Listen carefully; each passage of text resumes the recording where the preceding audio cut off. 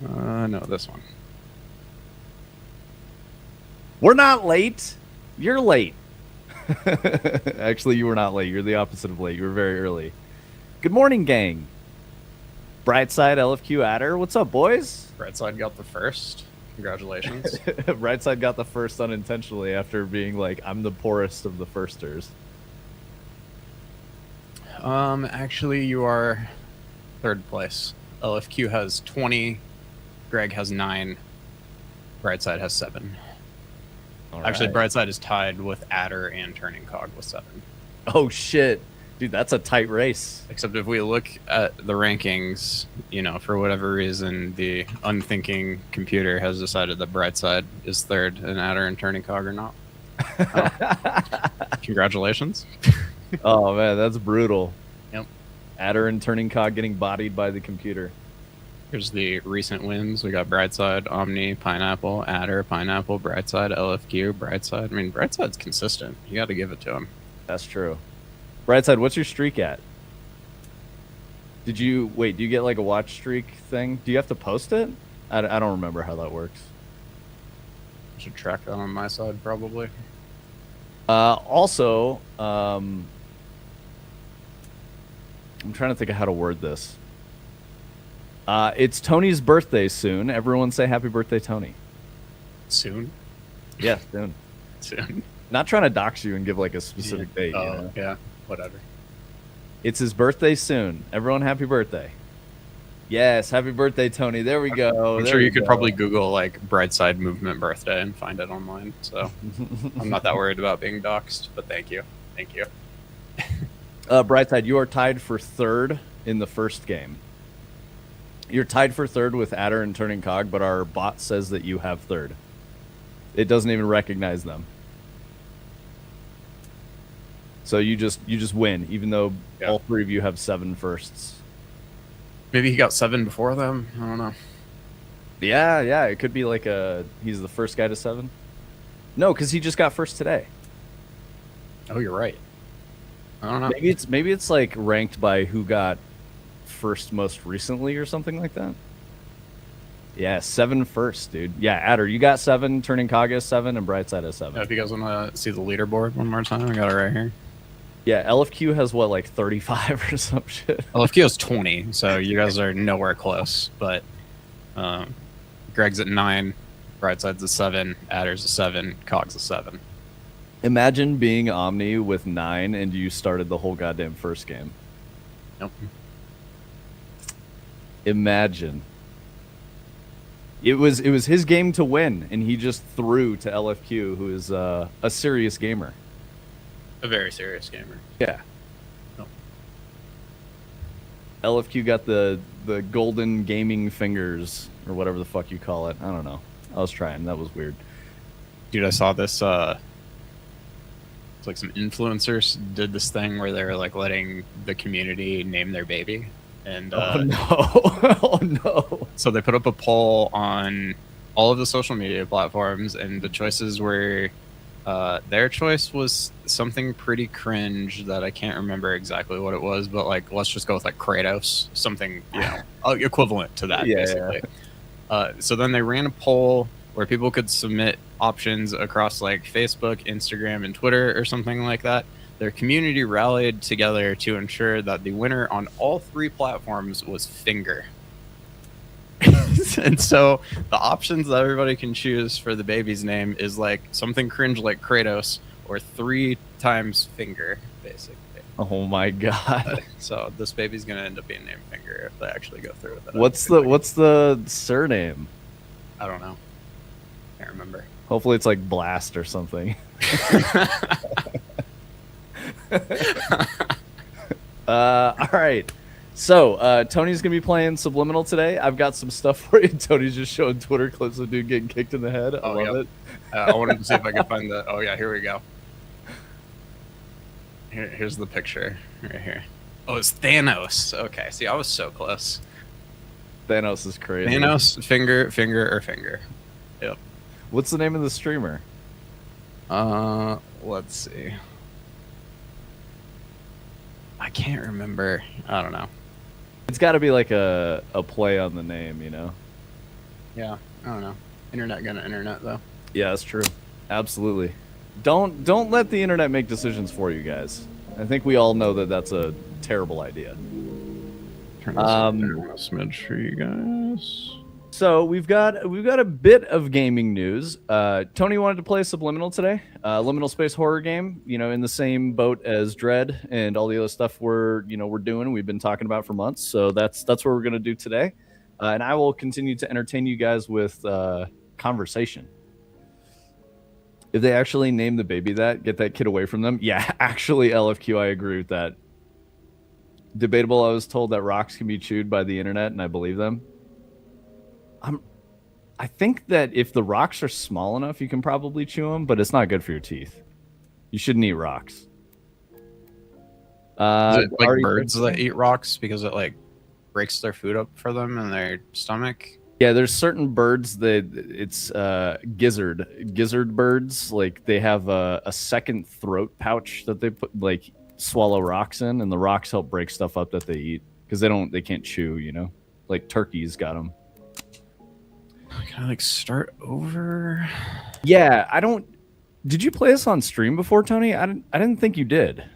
Oh, okay, so I think it shows our path here. Interesting. So yeah, we played this just you and me and like maybe Turning Cog on Yeah. a private Discord call, and yeah, so you can see this was the path that we ended up taking, and I definitely remember getting to this part and feeling like we could have gone a different way, and it looks like that was true.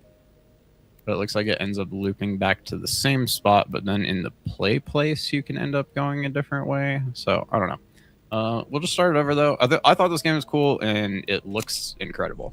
So that Is was this like, yeah. is this the same studio that did Superliminal?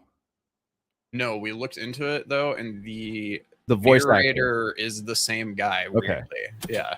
So Yeah, so this is like Superliminal wasn't really like spooky, but this one is spooky. So this is like a horror game. It's still liminal space stuff. But yeah, maybe that's what you're thinking, Brightside, because I played Superliminal, I don't know, 2 years ago or something like that. While I find a way to properly reorient onto the designated path. Okay, so I know that we've been talking to Adder about this a little bit. I'll be back momentarily. But if you guys are unaware, the bloodbath of layoffs continues. It's the game industry is just losing, it's hemorrhaging staff like everywhere. We know Bungie, like, so my LinkedIn, a lot of people on my LinkedIn, connections or whatever, are people from Bungie. If I look at it today, everyone's got open to work. Everyone's posting, I was affected by layoffs. I know some people who worked for like ZeniMax, which was under Microsoft, and they lost their jobs too. So it's just crazy right now. I think Xbox cut something like, or I guess Microsoft cut something like 4,800 jobs across a bunch of different departments, and that included some layoffs at Xbox. So I want to get into, I actually I sort of commend this, but Asha tweeted the email that she sent out about layoffs that were happening at Xbox. So I want to read her tweet because I thought it was, honestly, it's pretty fucking brave to just be like, this is what I sent to my team. I'm just going to post this on the internet so that, you guys understand. It admittedly, I take a lot of these kinds of statements with a grain of salt because I'm like, this is kind of bullshit and they're just doing it for PR. But this one actually seems somewhat genuine and provides like a little bit of insight in how these decisions get made, which is what I liked about this. So that's why I wanted to read it. So Asha Sharma, the current head of Xbox, took over for Phil Spencer. We've talked about her a bunch. So she goes, this is an important email I sent today to all employees at Xbox. Team, we're beginning the most significant restructure in Xbox history. After careful consideration, I've made the difficult decision to reduce our team by approximately 3,200 employees throughout fiscal year 27. The layoffs will continue, is what she opens with. This will include approximately 1,600 role eliminations today. And in addition, 4 studios will leave Xbox to new management. I recognize that a year-long restructuring creates additional challenges. Unfortunately, it's not possible to make all the necessary changes in a single day. I wanted to be direct about the scale. I know this is painful. These changes will directly affect people who have poured their creativity into building Xbox. Many joined us through acquisitions, while others were recruited here or sought us out because they loved this industry and loved Xbox. Today's decisions do not reflect our talent or dedication. Our business today is not healthy. I think this is the meat here. This is what's interesting. We're operating at margins that are 3 to 10 times lower than comparable platform and publishing businesses. That's bad. That's really bad. We entered Gen 9 with a smaller install base and a higher cost structure. To grow, we bet on Game Pass, multi-platform, and a broader portfolio of content. While those businesses have created meaningful value, they did not grow at the pace that we expected, which is what they needed to for them to be successful ventures. As that happened, our core business weakened, and we added more teams, more investment, and more time, hoping for a better outcome. Now the industry is facing the most severe hardware crisis in its history. We must reset Xbox. First, we will reset our content portfolio. Since 2018, we have aggressively expanded our studio portfolio, while the number of games created each month across the industry now outpaces the last 10 years combined. We now find ourselves competing not only with the largest publishers, but also with smaller independent studios. It is neither possible nor desirable to own every great independent studio. We've also learned that we are not the best home for every type of studio. In a typical year, we lost 64 cents on every dollar we invested. That's fucking bad. That's so bad. As we reset Xbox, we will help independent creators succeed by providing open development tools and audiences to realize their vision. This makes me think maybe XNA is coming back in some way, or they're going to make it really easy to publish on a Microsoft platform, which that could be really good for indies. Instead of being like, we're going to pull you under our umbrella and tell you what to do, we're just going to make it easier for you to put stuff on an Xbox. So that could be really, really good news for all of us. In the next year or so, 2 years, we might see that Xbox is going to just be super simple. Like, Steam, you'll get like an Xbox Workshop account or something like that. Who knows? I'm just speculating here. We have no idea. And then we just hop in. Yeah, I'll get to that, dude, Adder. Yeah, exactly. So there's pros and cons to what that decision was, obviously. So anyway, let's talk about the studios that we were concerned with last week. Compulsion Games and Double Fine Productions will return to management and transition to independent studios with their IP catalog and runway for their next games. So Double Fine and Compulsion are going to be okay. Sounds like they made it out. They're going to go indie. They got their rights to their stuff. That's really good for them. Ninja Theory and Undead Labs have entered terms to join new ownership with funding to complete and grow Senua and State of Decay 3. In France, Arcane's management is beginning required consultation with its works council to review potential strategic options. So we still don't know the fate of Arcane yet. But it looks like they're saying, like, hopefully Arcane can stay afloat, but these other three are going to be fine. Wait, did I say these other four are going to be fine? We're also making reductions across other units, and in some cases shifting investment to focus on higher priority projects. These changes will vary in size across Activision, Bethesda, ZeniMax, Blizzard, King, Mojang, and Xbox, or is it Mojang? I don't know. And Xbox Game Studios. I think it's Mojang.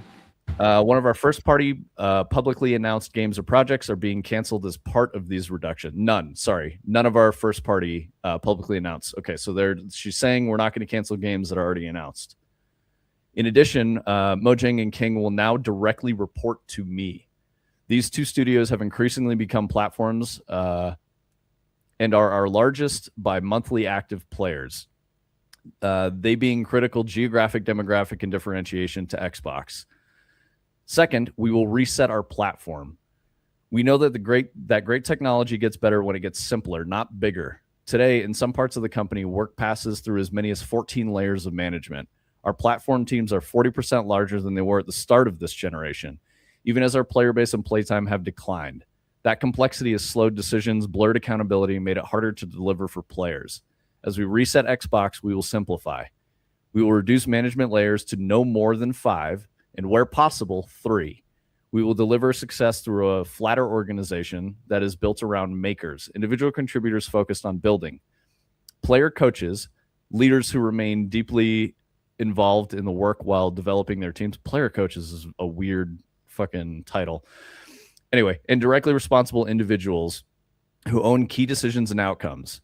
And we will streamline how we work across our tools with a cleaner code base, shared services, and 50% reduced vendor spend.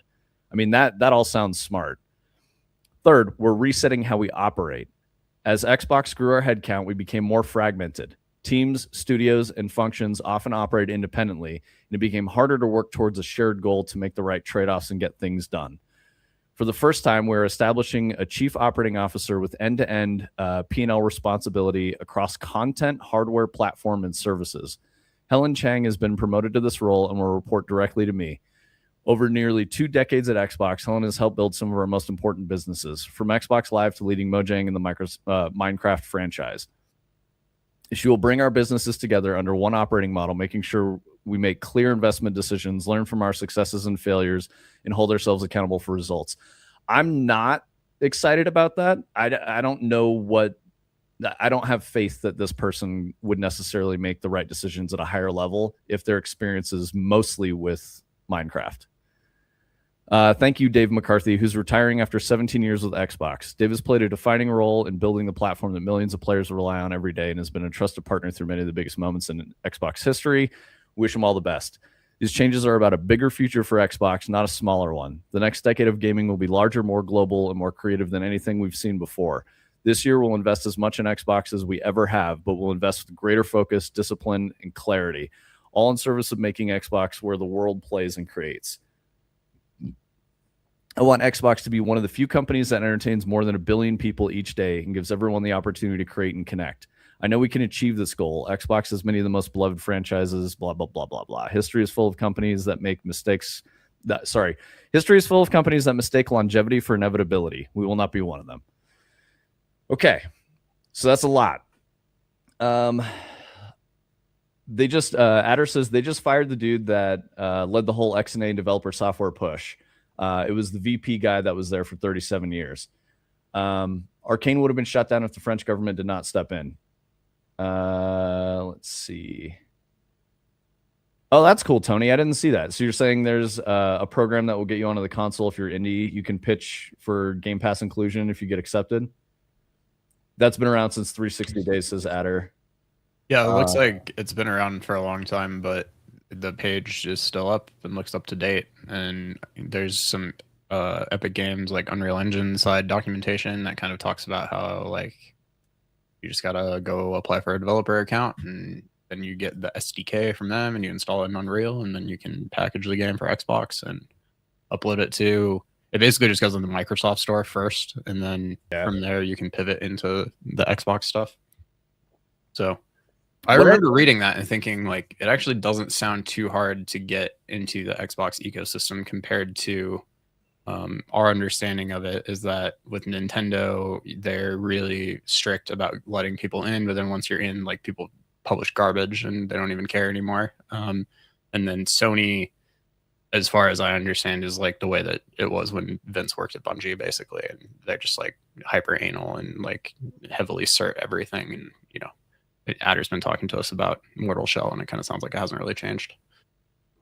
So the thing that I think is most interesting about Asha's tweet here, or her email, whatever, is the paragraph where she says our business today is not healthy, and then discloses like margins and losses and stuff like that.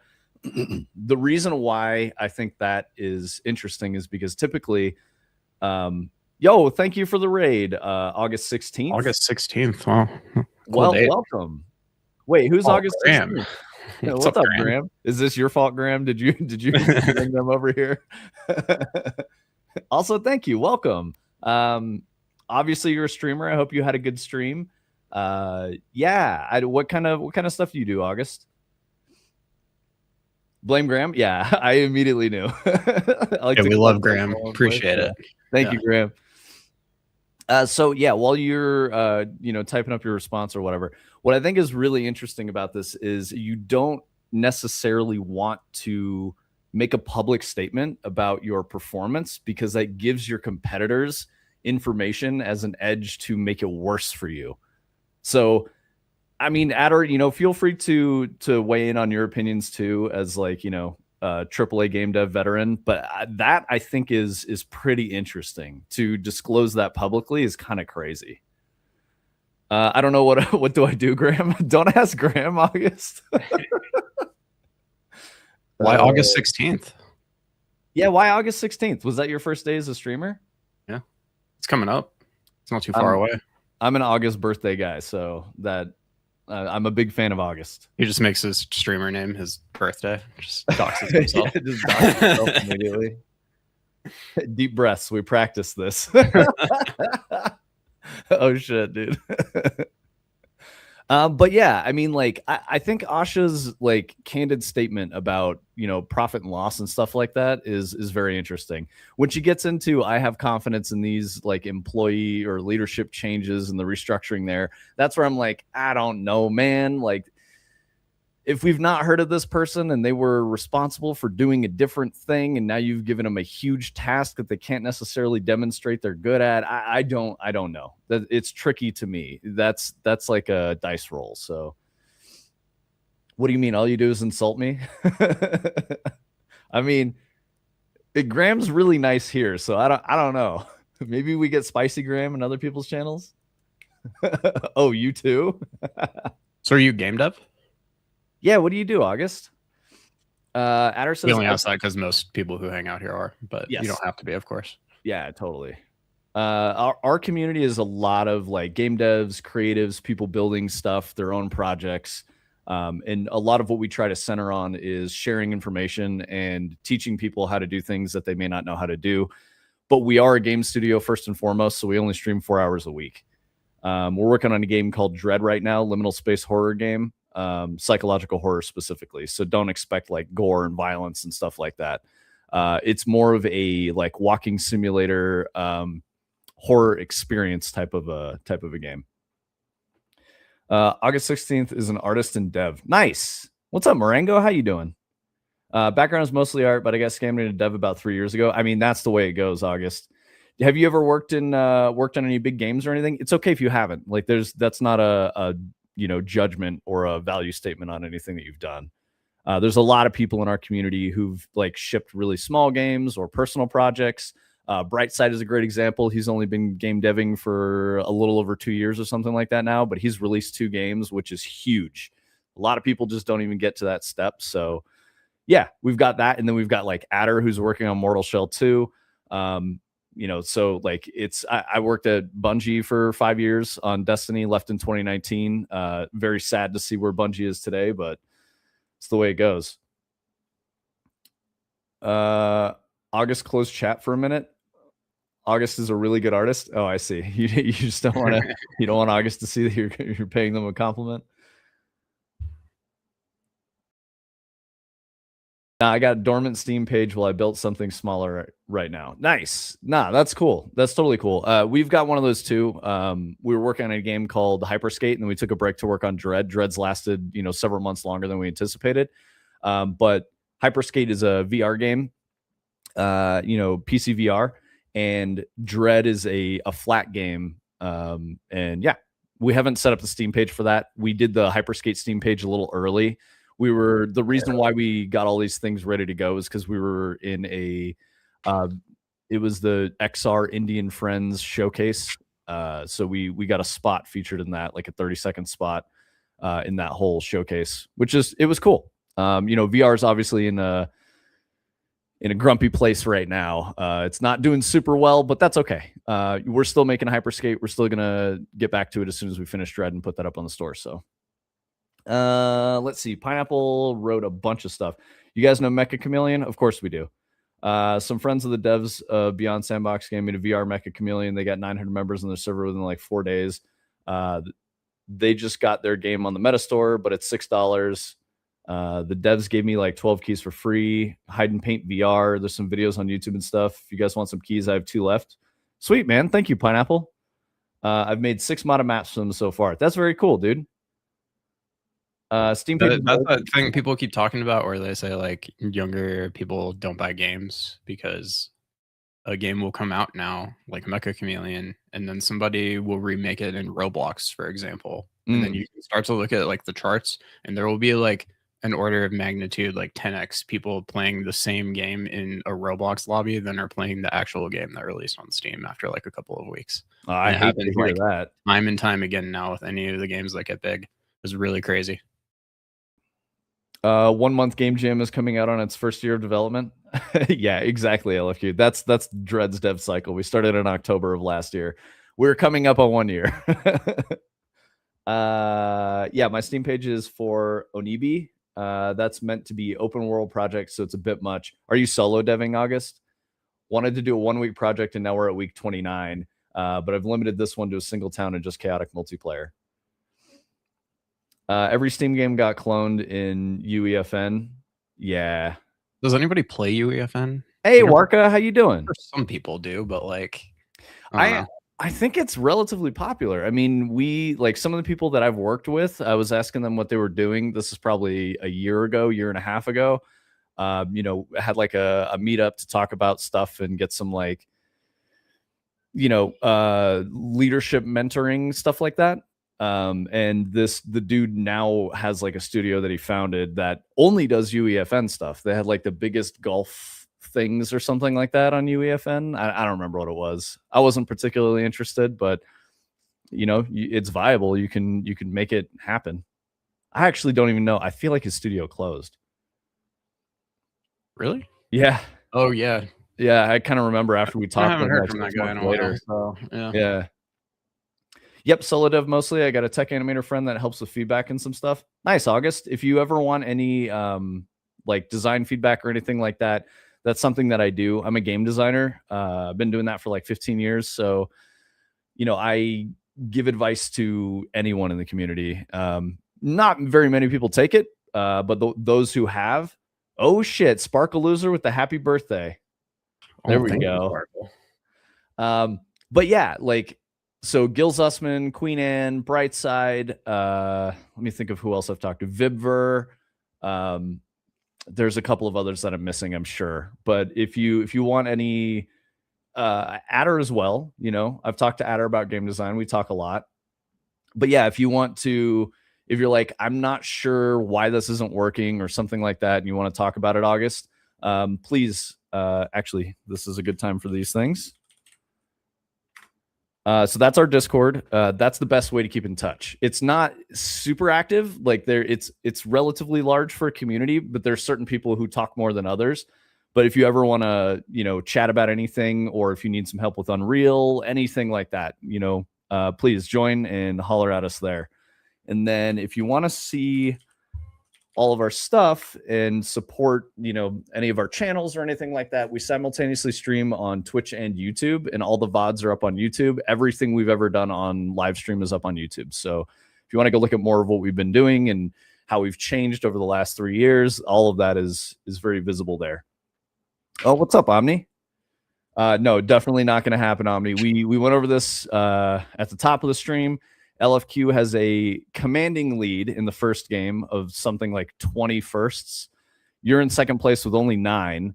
Who is it? Brightside, Adder, and Turning Cog are all tied for 7th, but Brightside is firmly in third with 7. Yes. Yeah, so Brightside's got the what's up, push button? It's damn hot in the UK again. So Graham is also UK, and I was wondering if Graham is in the bin, outside, just filled with water. So hopefully you can take advantage of that push button. Fill your bin up, clean it out, and then hop in the bin with some water and stay cool, man. The episode's safe to Twitch. Yeah. So Pineapple, we don't really do Twitch VODs that much, and a lot of them just get knocked down because the way we will play music on Twitch, that's not on YouTube for DRM purposes. So that's kind of the difference between those two. So you'll get music when you're watching us on Twitch, but you don't really get music on YouTube. So there you go. So we just leave all our VODs over there because YouTube is chill with it. There's a thing you can do in OBS where there's audio channels that get sent, and Twitch has a thing set up where you can send it 2 audio channels, and channel 1 is going to go in your VOD and channel 2 is going to go in your live stream. And so you can control things that will not end up in the VOD such as copyright music, because you can get in trouble for that. Yep. Or get like a strike or whatever by just sending it to channel 2, and it's only going to happen live, and it doesn't go to the recording. And then in OBS, I also have a split, so that channel 2 that goes to our Twitch VOD also goes to YouTube, because YouTube will strike you for playing music live. So we don't play music on YouTube at all. So Yep. it's kind of like awkward silence over there just with us talking, but that goes into the VOD recordings on YouTube as well, if anybody needs to go back and like watch something that we were doing, and then they don't necessarily have to hear the music that we were listening to. So Tony, I'm pretty sure all of chat can vouch for there not really ever being awkward silence, because I don't stop talking. That's fair. Let's see. Yo, August, thank you for the follow. Really appreciate it, dude. The follow, the raid, all that. Nice to meet you. I hope you like hanging out here. Welcome. It's very cool to have you. So this thing you see in the background, this ball machine, Tony's built several different versions of this kind of a project. This is chat integrated. So all these different colored chromatic orbs that you see, bouncing around in this machine are based on the chat messages you send. So each character for a message you type will drop another ball in the color of your Twitch name. So that's why you see all these different colors. And then we have this entire streaming system here where I can show topics and maybe like a game from Steam if we want to look at a certain one. Let me find like a good one here. We've been talking about a lot of news, but like Mortal Shell 2. I can make that live. And then I can go to my venue control here, and we can put image up on the board there. We can put a video if there is one. This is going to be from the Steam page, so it might just grab the first image there. We can get the headline. If we do like a news article like this one, then it's going to put the image and the headline from the news article up there. Usually there's like a waveform over here that's reactive to the sound and stuff, but we've been moving some shit around. But Tony, since you mentioned Mortal Shell 2, wasn't there something that we got the other day that we could take a look at? There's is it release date announcement trailer came out today? Let me see. What is this? It was like pretty high up on Reddit even right before stream. Yeah, YouTube official PlayStation channel. Mortal Shell 2 release date trailer. You want to let that thing rip? Yeah. Let the people see where Mortal Shell 2 is at as of today. Yeah, Pineapple. So the way it works on Twitch is if you play copyright music, your VOD gets deleted. Like you just won't have a VOD. YouTube doesn't like it at all. I think there's also a strike system on Twitch, and you can get your account banned. So you want to be kind of careful about that. Yeah, be careful. I'm gonna not play the music because it has copyright music in it. But Adder, we don't really monetize that way anyway, so it doesn't matter all that much. I did see a lot of people complimenting the music for what it's worth. The only reason we wouldn't play the music here, let me do this. I'm gonna grab this link and throw it in chat so you guys, if you want to hear the music. Can I beatbox? I cannot beatbox. You almost got me to try, and it was gonna be terrible.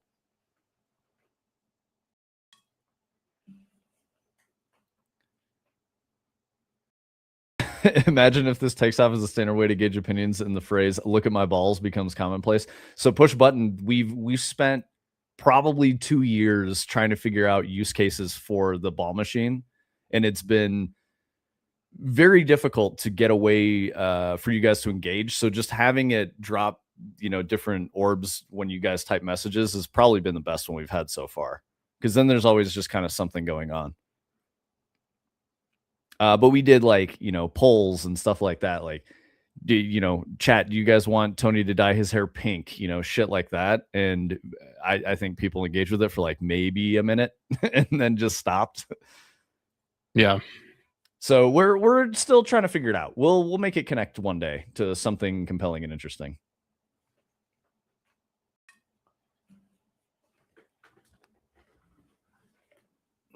I'm trying to dance with Jasmine, bro. Was that her name? Jasmine? Dahlia? Like it wasn't Jasmine, but I don't know. I guess they were all named after flowers, so maybe.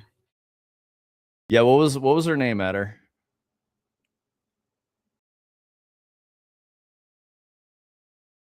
I'm just hoarding channel points until I get something to use them on. That's a great strategy, LFQ. It is Jasmine, all right. We will get there one day.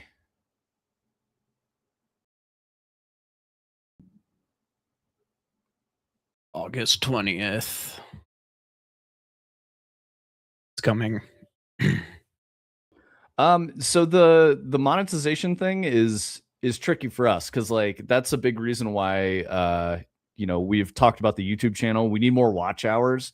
I don't even know where we're at right now with AdSense, but when we get the followers and the watch hours to the right number, then we can start actually monetizing YouTube. But for right now, we don't get any checks from YouTube. It's all through Twitch donations and Twitch payouts and coffee right now. Unfortunately, I keep seeing a lot of people talk about how everybody thinks like devlogs are cool and they'd be a lot of fun to make, and then they're like, you only think that because you're a game developer, and I'm like, yep, fuck, they're right. Yep. So I don't know. It's always been kind of like a big part of the idea for our YouTube strategy, and I think there's definitely still some form of it that is probably necessary and will work, but like, I don't know. I'm definitely not banking on it like I was before. The biggest problem for us with YouTube has been like our Fractal Grove content doesn't go as hard as like anytime I talk about Destiny or Bungie. And when we did that, we got a lot of visibility, but not enough to monetize our YouTube channel. And then we got clip farmed by like Asmongold legendary drops and Aztec Cross. Like, it's fucking annoying. Those three guys had a combined view of like, views on their videos of like 2.5 million. And our original video that got clip farmed was 30K, 40K. Not even, no, it was like 7,000.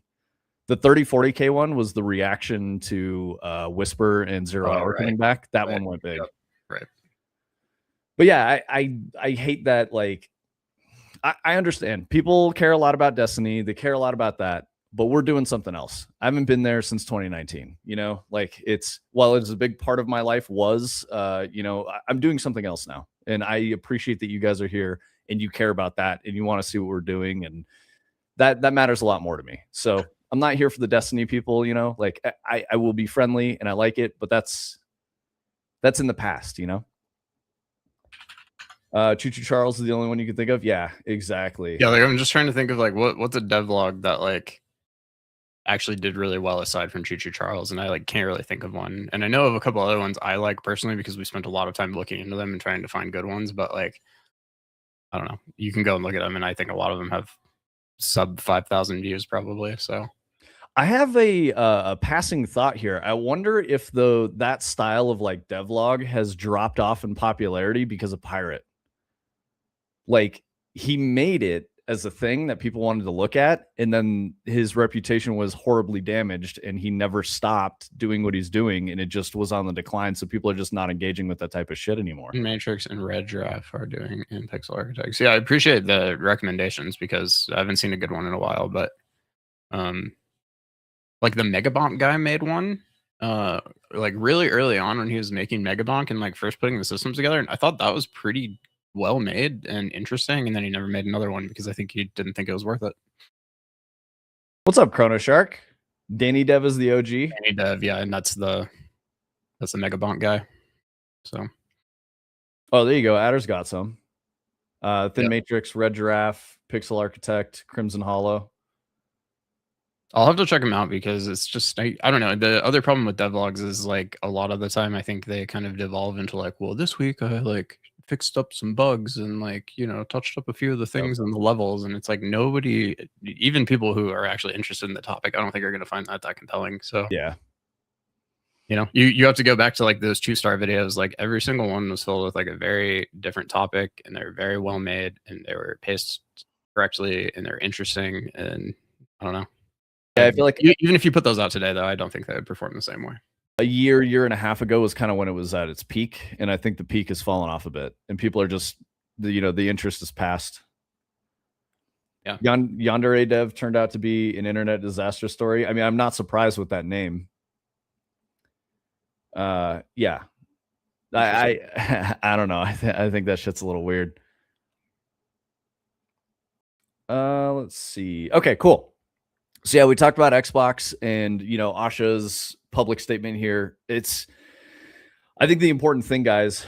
We were just yapping about who we are, Warka. No worries, man. I think you probably dipped at a good time because you already know who we are and like what we're doing and all that. We got a raid from the gang here from August, and so we were just kind of going over the spiel, talking about who we are and all that. I did a sick backflip. That's crazy, dude. Yeah. Yeah, you missed the backflip, Warka. Can't even clip it. Nobody clipped it. It might be up on YouTube. You have to go watch all of our videos to find it. Thin Matrix does 100K to 1,000,000 views on average on his videos. That's huge, man. I think the thing is when you get an audience and it continues to grow, you can't really change what you're doing. When you start changing the format of your show and shifting things around and discussion topics and shit like that, you're going to start losing parts of your audience. So maybe that's why Thin Matrix is doing that, because like they captured the audience, they kept going, they're doing their thing. I don't know. I'm kind of guessing here. Push Button says, I think if people are looking for clues on how they develop their own ideas, they're probably asking AI before searching YouTube these days. That's very real, Push Button. I think that's true. And the thing I don't like about that is AI is not imaginative and innovative. It's using, all the information that AI gives you is derived from existing information. So inspiration truly comes from the human mind. It's not going to come from AI. I wish I could wrap my head around making devlogs.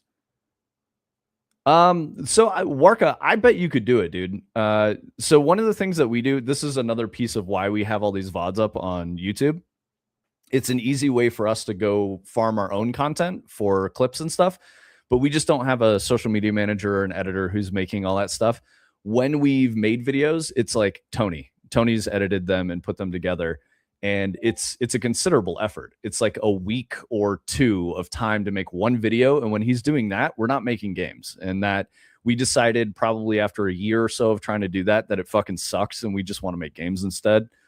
So we reduced our social media engagement way the fuck down so we can focus on making games. Orca, if you ever, I don't know, what you mean specifically by your comment, but like if you ever want a hand like getting started or anything like that, I'm definitely not claiming to be the best video editor or anything like that, but I think it turns out okay. I can definitely get you going in the right direction. Hey, what's up, Learning Game Dev? Thanks for being over there on the YouTube. No worries, guys. What were you saying no worries about? I have to warn you, if you're chatting on YouTube, there's a significant delay. It's like 30 seconds. So it's usually my response to a YouTube message is going to be like a minute or longer. So I appreciate you being over there and hanging out and checking us out on YouTube. Most of the active chat is over here on Twitch. But it still helps us for you guys to watch on YouTube a lot. So I haven't checked analytics in a few months, but I'll have to see where we're at for our watch hours. Pineapple's making eggs. Pineapple, don't break your yolks. Trust me. It's impressive this dude's pulling 100K views on a video where he's like legitimately showing screenshots of like C# code and like GitHub release pages and like I don't know, like that's impressive. I'm gonna go back and watch this after stream because I want to see. It must be really good. Dude's in light mode, like crazy. It's a cozy view out that window. Yeah. This is a good shot for sure. Where is it? Right here. Like he sets these up really nice. And I know we like definitely don't practice what we preach, and everybody likes to, point out our lovely blown out back windows that maybe we'll change someday. But like this is what I was talking about that day when we were talking about it. It's like you just need some nice looking setup in your videos to like give yourself like some air of legitimacy. Like the first thing Adder says about this guy is like the cozy view out the window is like a big part of his whole thing. Oh, that's like, nice. Look at this. That's such really good. And like you go back and you look at his thumbnails and it shows up in a lot of the thumbnails and it's definitely kind of become part of his brand. This lighting is really nice. It's like that's a fantastic set. So this is the stuff I'm talking about. I'm sure if I listen to it, his sound is like really dialed in because that's always really important. His pacing is probably good. These are just the basic stuff that we talk about. So I think this is a piece of it. I don't know Thin Matrix. I don't know the content that he's working on and how he's making it, but I think his production value and his content is really high, which leads me to believe that he's more focused on content creation than making games himself. But I don't want to make a judgment statement here. I know you guys like really enjoy his stuff, which is awesome, and that's the point, right? Yeah, I think it's a balance. Like if you want to work 100 hours a week indefinitely, like definitely like go down that path. But I don't know. I think quality of life is more important. The thing you guys need to do if you ever want to do something like this, and I was actually talking to Omni about this very recently, is you have to document everything that you do as you go, because it's the one thing that you literally cannot do later. Yep. You're not going to be able to show your game on day 2 when it's like a shitty gray box prototype 6 months down the road if you forgot to like take some videos of it at that point. And that'll be a cool thing to show somebody someday when you're like, look at my finished game, and this is what it looks like when we started. And also, if you want to make content, you got to have the content to fill it in with. And so it's really easy to just pop OBS open and click record and take a video every once in a while. And I do it constantly because I'm always showing Vince and other people things that I'm doing. And so it just kind of like naturally happens. But I have an external hard drive that has a terabyte of screen recordings on it at this point of just shit that we've been doing since we started. Tony, I don't know if you were responding to Warka saying, I just mean I can never figure out how to structure a video. Was that what you're saying? Hit us up if you want some advice. I think he said that afterwards. Okay, cool. Yeah. So what did he say? I just mean I can never figure out the structure for a video and all that. I'm so popcorn brained with devs. Yeah. Making a video would be a disjointed feeling.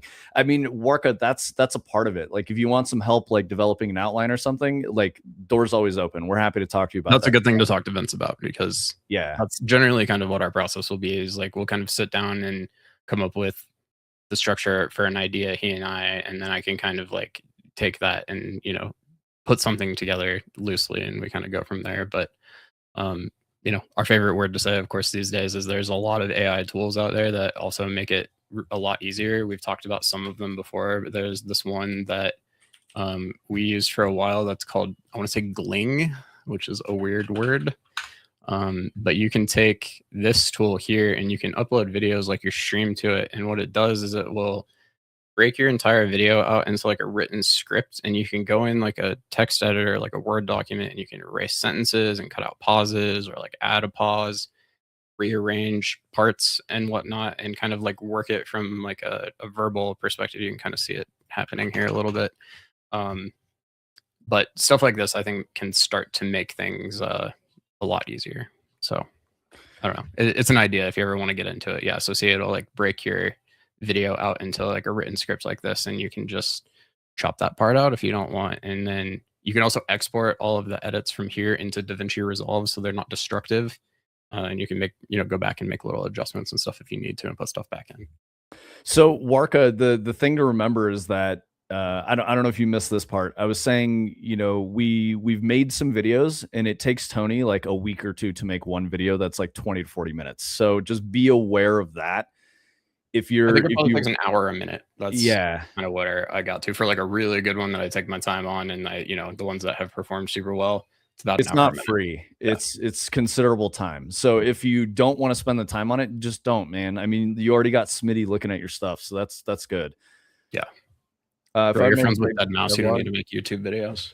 Yeah, exactly. Yeah, you've got the, you know, the content promotion there. If anything, you could do a 10 to 15 minute video and, you know, then get someone else to promote it, and then it would go potentially. But like, there's also the like time is money conversation where like, look, we're not making YouTube videos for the love of the game. We're doing it so that we can make money, promote ourselves. You know, it is at the end of the day a business investment one way or another. And because of that, you know, time is money. You could pay somebody to do it too. Yep. Somebody who probably will do a better job than we would because we're all amateurs. And if the return works out, you know, that could absolutely be worth it. It's also a write-off. I don't know. I think it's a lot of different ways to think about it. The best way to consider whether or not it's worth hiring someone, Warka, is think about how much time it would take you and what your like compensation rates would be. And if another person who's a professional editor is cheaper than you, it's probably worth just paying someone to do it. Assuming if you want to try generate revenue. Yeah. If I'd make devlogs, video length. He definitely just grabs a bunch of B-roll shots, seems to jump around timelines, make story beats in his videos cohesive. I watch most of his videos as a great example of solo devlogs that are doing well for advertisement. Most of the Thin Matrix and Red Giraffe are 10 to 20 minutes, usually in 15 to 17 minute range. That's definitely like a good sweet spot at her. Longer videos don't seem to do as well. You will see a lot of devs, I think, that like are like really devlog heavy fall into the trap of like designing their week around like ensuring that they're going to have like content for the devlog, which I think is going to start, you know, making you make decisions in a maybe wrong way than you should be in some cases. like the content should be derived from what you're doing. You shouldn't be doing what you're doing because of the content. That's backwards. So, Yep. like with Dread or any of our games, really, since we've always kind of had the perspective that like we'll probably, if we do devlog type things, it'll be closer to the end when we have most things done and we can spend the time on it. It also kind of gives us the ability to structure it in a way that I think will be more interesting at the end of the day, because we can kind of just go like, we added this cool feature to our game, and you know, if we have to show different parts of development over time, like that's all going to be there. If you have to structure it like, here's what I did in the last week, like it might not always be that interesting or that compelling of a story or something like that. So that's always kind of been my thought process, at least. Yeah, I agree. Thing about Deadmau5 is most of his audience only follows for his music and don't even know we're making games. So I'm really looking at routes to grow things internally. That's smart, Warka. Yeah, I imagine that, like, if I mean, you want an anything- organic audience, absolutely. Yeah. And you could probably use his following to just be like, you know, have him go, hey, we made a video. This is a thing we're working on. Go check it out, guys. And like do it one time. You know what I mean? Because like if he keeps pushing it, like it's going to annoy his audience. That's not what they're there for. So there's probably some trade-offs for him as well in trying to promote that extra stuff. But yeah, I think you're approaching it in a smart way, being like, this is the wrong audience. They're not going to care. I've got to figure out and find another audience that wants this kind of stuff. That's smart. Yeah, finding the overlap of his other successes could be leveraged without taking away from primary avenues. Touchy one because of his core business. Exactly, Adder. Yeah. Biggest thing we can leverage from him is having him reach out to big content creators and getting them to cover it. Exactly. That's the right thing, Warka. Yes. Doing that this week when he gets home. Hell yeah. I wish you guys luck, man. I hope that goes well. Okay, so let's I've been yapping a bit about, you know, content creation and stuff. Tony, do you want to get in there and I can read some articles and stuff? If you want to play Subliminal, or you're not feeling it right now? I mean, I feel like it's something where if we're gonna just be hanging and chatting, it's probably not the right thing to do. But we can just, I think it's up to you, bro. Yeah, no, we're good. Okay, We're chilling. cool. Yeah, I might fuck around and like make something here in a minute, but we're chilling. All right. So I think the only thing that I've got here, just continuing to talk about Microsoft, is that this is from AP News. So this is like actual news, not like games journalism, right?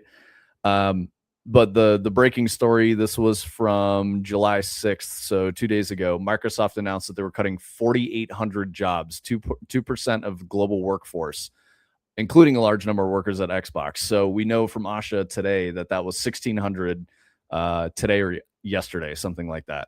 So 4,800 jobs across all of Microsoft is a lot. That's rough. Yeah, and this is going to continue through fiscal year 2027. So like, I don't know, guys.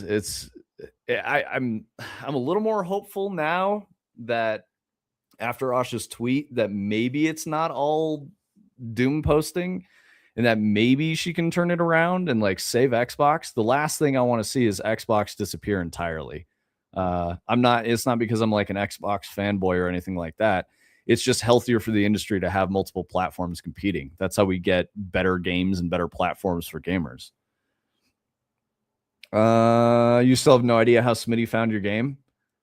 Bro, it just goes that way. Like, it might have nothing to do with you or Deadmau5 at all, in that Smitty just found it and was excited.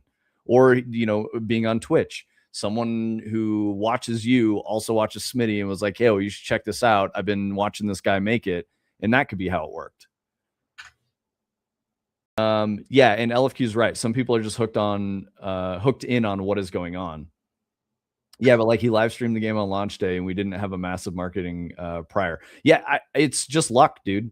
Like that's why I don't know if you've been here for this, but there were, you know, a bunch of people like Burnt Pineapple was talking about how he wants to make a game and go viral with it and stuff. You can't plan for that. It's literally random. You rolled good dice and somebody picked it up and it went well. Yeah, exactly, Graham. It wouldn't be good for any of us if Xbox disappeared. It would be bad. So like, it's hard for me. because there's a lot of uncertainty in the future of the industry right now, and it's alarming. There's a lot of space for indies to do really well, a lot of space for AA to do really well. I mean, you see Mortal Shell, like I'm looking very much forward to that game. Yeah, what's our release date? Did we say August 20th? August 20th. So yeah, I'm definitely picking that up. I'm probably gonna get it on PS5 because then I can play it in the living room and like chill on the couch, and that sounds really fun. Adder raises a really good point. Paying streamers can quickly outscope the entirety of an indie dev's entire development budget. Yeah, exactly. Yeah, and LFQ is right. If you could just plan to go viral, everyone would do it. And I think 2Star, the Choo Choo Charles guy, when making Choo Choo Charles, that was his like entire goal with that game. And we've talked about that in Cuff Bust more than once on stream. The big difference we see is like Scary Spider Train in the Woods is a lot more interesting as a wacky idea than like strange koalas trying to break out of prison. Like Choo Choo Charles is like came from a creepypasta image that somebody made of like haunted Thomas the Tank Engine as a spider. Like it was already viral. Like it was a good choice. And I also think that there's a piece of that, which is why he couldn't do it again or do better with Cuff Bust, is that when Choo Choo Charles came out, it did really, really well and sold a lot of units. But most people's reviews of it were like, this game is pretty mid. And I'm disappointed with how much content there is because it's only like 6 hours. And he wasn't really upfront about that. Obviously, that was a choice he made. If he was like, this game is short, that's what I want to do, it would be a completely different spin on his marketing and probably not something he wanted to do at all. So he made choices, and he lightning struck one time and he couldn't capture it in the bottle, and that's the way it goes. But yeah, we've looked at a lot of how 2Star did stuff, and we're trying to follow some of those things that he's done, with the exception of like spending a bunch of time making a devlog. I mean, that dude worked crazy hours to make that happen.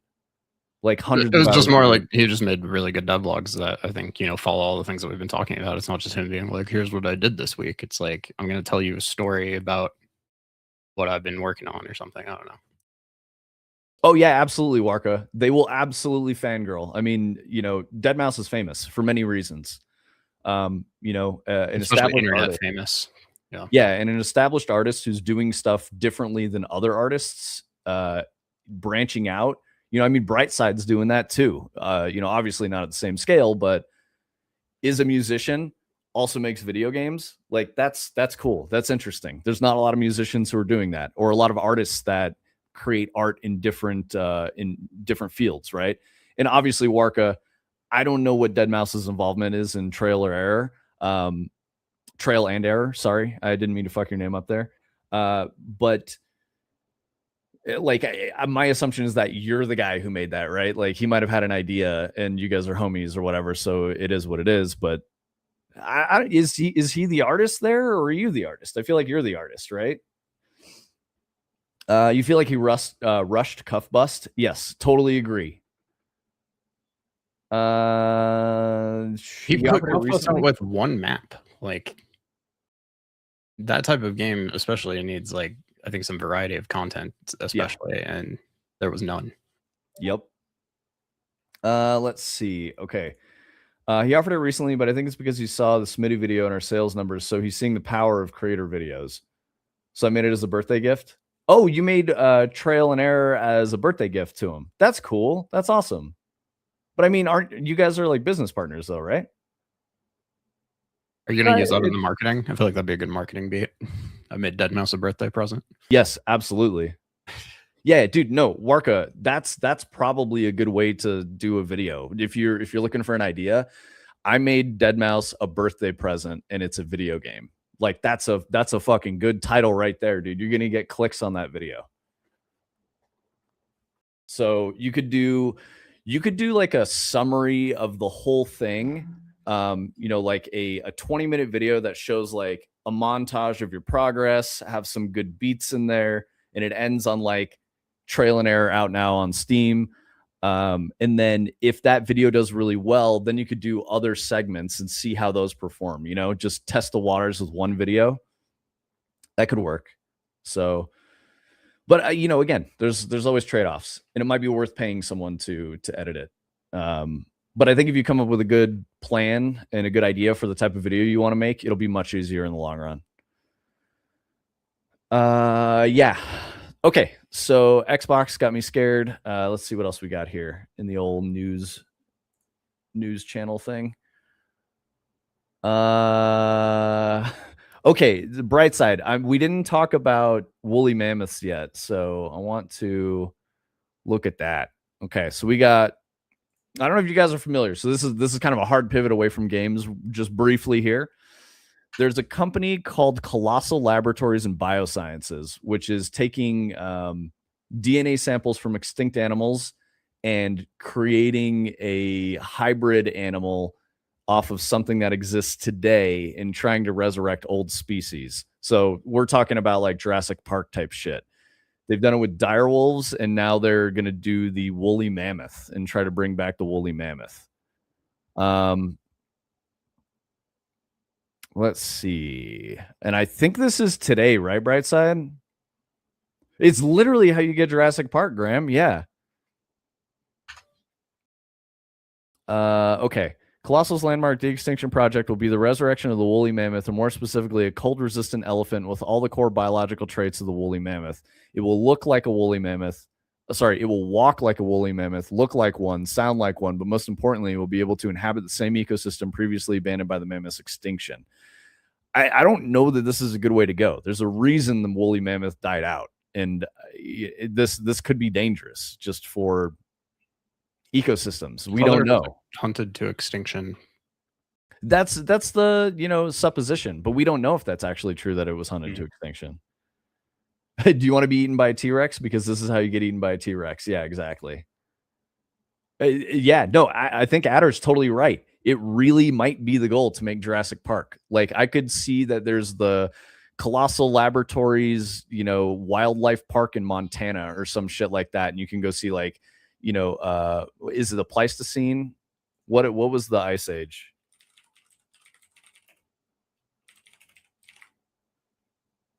Yep, it's the Pleistocene. Okay, so that was about 2.5 million years ago to 11,000 years ago. So that was when the end of the Pleistocene occurred, and then we're in the Anthropocene from 11,000 years ago, which is humans. That's the geologic age as it's measured. So Pleistocene is the era before the current one. But yeah, you could go to a wildlife park that has like Pleistocene animals. We might see saber-toothed tigers, we might see what is it? Is it a ground sloth? Like giant sloth, some shit like that, which is terrifying. Cave bears, which are like 3 times the size of a polar bear. All kinds of crazy shit like that is on the table for this woolly mammoth thing. They're headquartered in Texas with corporate and lab office in Austin and the bigger lab up in Dallas. They hired Weta to make them pretty dope fake block of ice with a mammoth in their lobby in Austin. That's pretty crazy. Don't worry, the lawyers will go first. Everyone knows lawyers are the best dino snacks. I mean, we're not even talking about dinosaurs at this point. The only animals that need more variety is the quokka. That's great, Graham. Those are you're UK. You're not even Aussie, right? Isn't the quokka an Australian like ground marsupial? It's like a groundhog, but it's a marsupial, or is it a mammal? It's Australia. These things are just going to get eaten by polar bears. Woolly mammoths? Yeah. I mean, hey, that's good for polar bears. It's the cutest animal I've ever seen. That's really funny, Graham. Oh, I like the super AI and baby woolly mammoth image. Nice. Dude, that is good marketing right there. Everyone wants to see like little fairly well done, I will say, but like I don't know.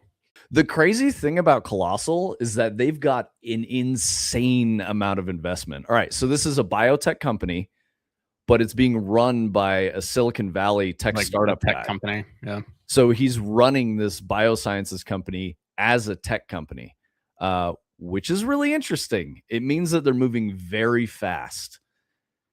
There's good sides, and there's upsides and downsides to that. It's scary. Yeah, no worries, Warka. Thanks for coming through. And I'm still scrolling. It's a long ass website. And Warka, hit me up if you ever want to talk about stuff. Yeah, dude. Thanks for coming through. Good luck with everything. Let's see. I'm pretty sure they already brought back some reptiles and smaller scope animals that were extinct. I know the Tasmanian tiger was one that we were talking about. The thylacine.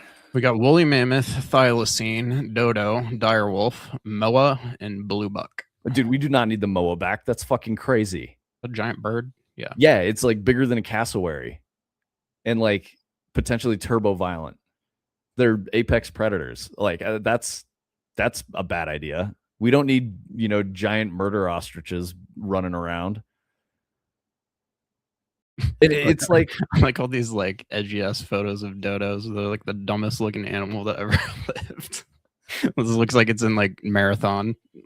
The reason the dodo went extinct is because they were like valuable for certain reasons, and they had zero fear because they didn't have natural predators. So they would just like walk up to people and you just hit them with a stick, which is crazy. Our scientists were so preoccupied. Yeah, whatever, Omni. I'm not reading that.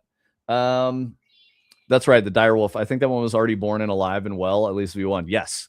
They named him Romulus and Remus, I think, which is annoying. But yeah, they've got direwolves already. Oh, I've heard this guy on a podcast, Forrest Galante, talking about this shit. For what it's worth, the people that they have working at Colossal are like the best minds in humanity who know about this stuff. So like they're not fucking around. They're very, very serious about it.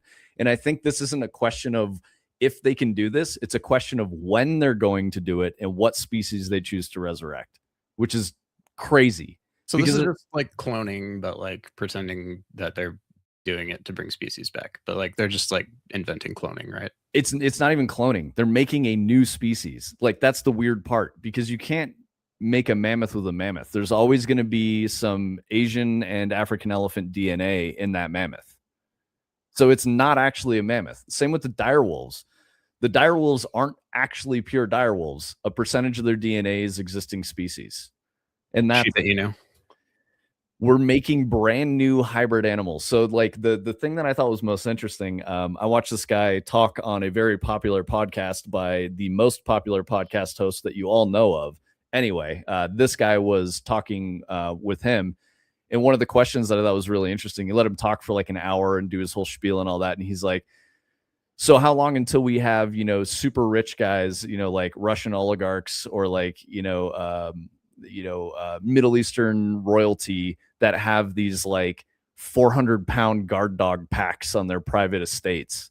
And he's like, oh, well, that's not going to happen. And he goes, yeah, it will. He's like, it's a matter of time until it happens, dude. You're the guy letting the genie out of the bottle. It's irreversible. As soon as you do this, someone will figure out how to do it. It's going to be privatized. They're going to sell this shit. And we're going to have these big monstrous animals that potentially get out. I mean, how long before you're like, I want a Chihuahua Pomeranian that's like Dalmatian spots and like weighs 4 pounds, and they're like, all right, dial that one in. We'll get it printed. Come back in a couple weeks. Like, there's, I think the interesting thing here specific to that is, fuck, I lost it.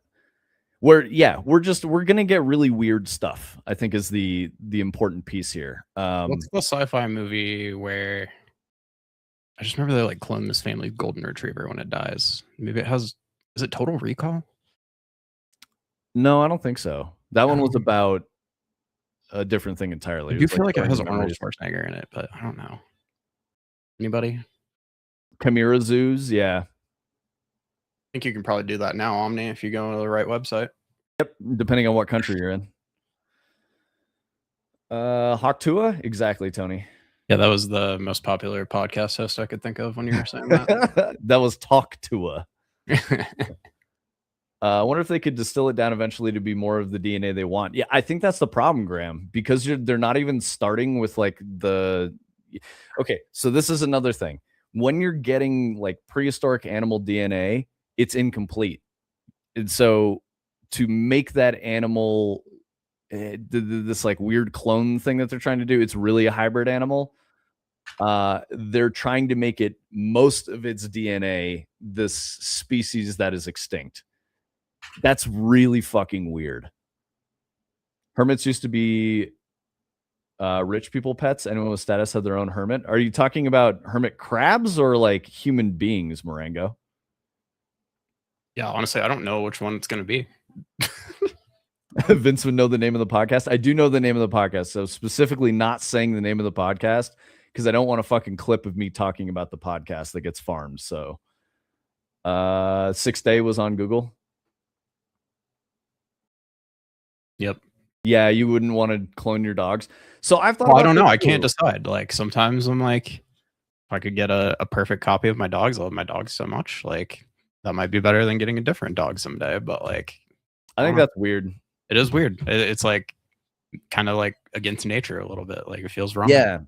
My take on that is that life as we know it is finite, and there's beauty in that.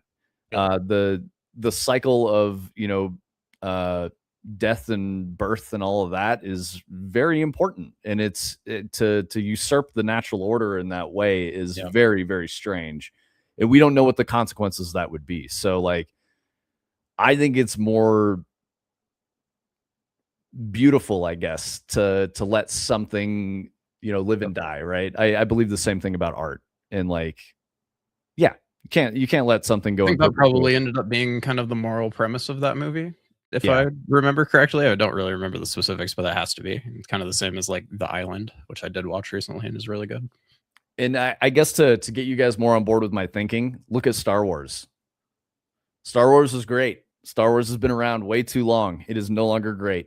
And it's not the same thing that it started out as. It is gross. So, yeah. Can the human race truly survive and get off the planet without learning more about genetics and to some extent prove our ability to think? Yes, the human race can survive without any of those things, Omni, for sure. If we got off the planet, presumably our understanding of all science would grow. Yeah, so like genetics and all of that. Like I don't think we're like going to be a spacefaring race that doesn't understand genetics on like a really, really deep level. The important piece to all of that is that none of those concepts are related, Omni. Getting off of the planet is important for the continuance of the human species, because when we're all concentrated on the planet Earth, it just takes one disaster, one catastrophe, and then we're gone. And like the sum of human history is nothing. So like allowing the species to survive is the most important thing. We need just diversity through the solar system, and then we can potentially survive longer.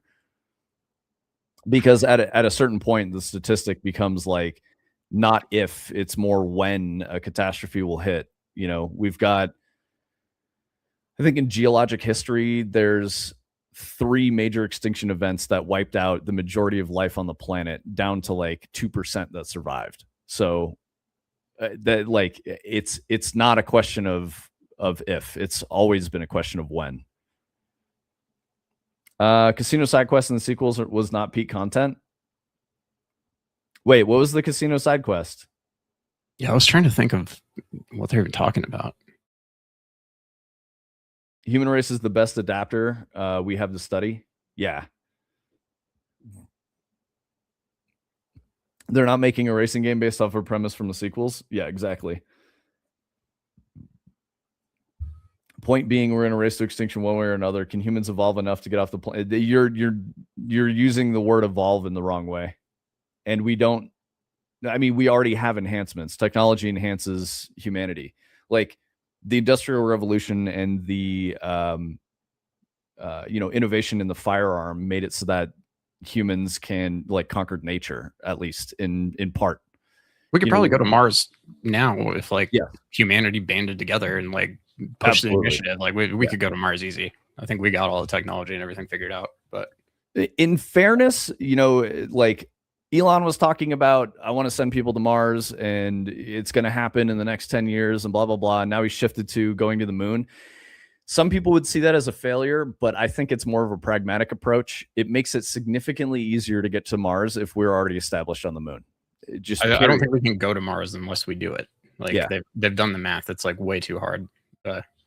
It's more cost effective. We have established a presence on the moon. Here's the other thing to understand. Any human civilization on Luna is fully dependent on the Earth. There's not going to be any way a colony or a base or people living on Luna would survive without support from the Earth. It just has to happen that way because there's no naturally survivable environment on Luna. The same thing is going to hold true for Mars, but that could take time. There's a lot of sci-fi concepts of terraforming Mars to make it a naturally habitable place for humanity, which would be really, really good. But that's generations. Like we're talking hundreds of years. And the math is always that project. like it might literally be easier to make it to another galaxy where there's a already habitable planet that we don't have to terraform, because it would be that hard to terraform an entire planet to develop an atmosphere. It's hundreds of years, if even possible. We don't even know if it's possible. This is half the premise of the entire story of The Expanse, if this interests you at all. So, yep. Clone your dog. He's a mutt. Will actually probably not, but he's a unique one. Yeah, and I mean, like, I've definitely, it's a tricky one. Like we get very close with our pets, and they become members of our family, and I think it's too. I just think it's too much. Like, as painful as it is to lose a pet, I would know, like, my heart tells me that there's like something wrong about cloning the pet. And it would be better to just have a bond with a different animal, like it's a different journey, and trying to like keep that alive feels wrong to me. But anyone else, like, go for it, clone your pet. I don't give a shit. It's just, for me, it wouldn't feel right personally. Casino side quest and Star Wars sequels, when there's the big battle going on, thousands of lives are under siege, then Finn decides he needs to bounce to a casino planet and save oppressed alien racehorses for 30 minutes, teach lessons of slavery is bad, and then didn't achieve anything of importance for the main story. I see what you're saying. The second movie or the third movie? Bro, I literally blocked that out. It's not even in my I don't remember. Like, I can remember the main points from most of them, like, really vaguely, and like I do not remember this. That's crazy. Yeah, that shit ain't even in my head, dude. I deleted it. Yeah. Huh. Interesting. I'm gonna guess it's probably in the second one, because I feel like that was the one that I liked the least and didn't even see in the theater. So I think Omni, the reality is that instead of augmenting our physical bodies, the singularity is a different thing from like an intersolar system species, and we live on multiple heavenly bodies. These are completely different things. I do think AI is probably going to be one of the ways we make it happen faster, more efficiently, for many, many reasons. That's what it is. It's speed. Like, AI is going to make it happen faster. It won't be the reason why it's possible. It's just more that, we can just do it in a single generation instead of multiple generations to like establish a presence in space. I think it was the second one. So garbage. Yeah. The one with the milk. There was milk in one of them, dude. I don't even remember that. Yeah, shit. dude, it's like Luke Skywalker's drinking milk out of the teat of like an alien cow thing. Oh, I remember that. Yeah. Oh man, it's just like, that was when I was like, no, I'm done with this shit. Luke milk drinker. Fuck. Okay. Let's hop back over to some game news real quick. Okay, so this is Toys for Bob. Apparently they still want to work on Banjo-Kazooie, and they're huge fans. Crash and Spyro developer wants to revive Banjo-Kazooie next. They've reiterated they would love to work on Rare and Xbox's dormant Banjo-Kazooie series. I mean, they don't even let Rare do that. I don't know why they would let somebody else. But yeah. Call me crazy, but I'm going to if you say something bad about Banjo-Kazooie. No. I was thinking something bad about Toys for Bob. I don't know Toys for Bob. I don't like the studio name. I think it's really weird. They did I've worked with people that worked at Toys for Bob and talked about it like it was the best fucking thing ever in the universe. And I'm like, I think there's a lot of people who don't know what you did. And I'm glad you're proud. Skylanders, that's their big thing. Skylanders is cool. Yeah. I don't think it's this world-changing thing that they often get credit for being. It made like $10 billion or something. So yeah, like one of the best GDC talks I went to was Skylanders design, and I thought it was great. The way they approached developing a character and the figurine and all that stuff was very inspired, and it was a very interesting design talk. But I don't get the rest of it. I don't get why people are like, at least inside the industry. That's it. That's the thing I'm trying to say. Inside the industry, people talk about Toys for Bob as if they're like one of the most important things ever, and they need to be like preserved and protected, and like they can do whatever they want, do no wrong. Outside of the industry, people are like, what the fuck is Toys for Bob? Which makes me go, this is not as important as they think it is. So that's my take on it.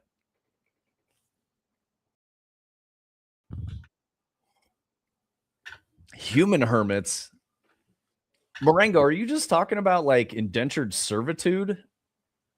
Why are you calling them hermits specifically? Were they like people who didn't like going outside? Are you saying hermit as like an analog for a homeless person or someone who's like destitute and just becomes adopted by the wealthy as like property? Is that what you're trying to say?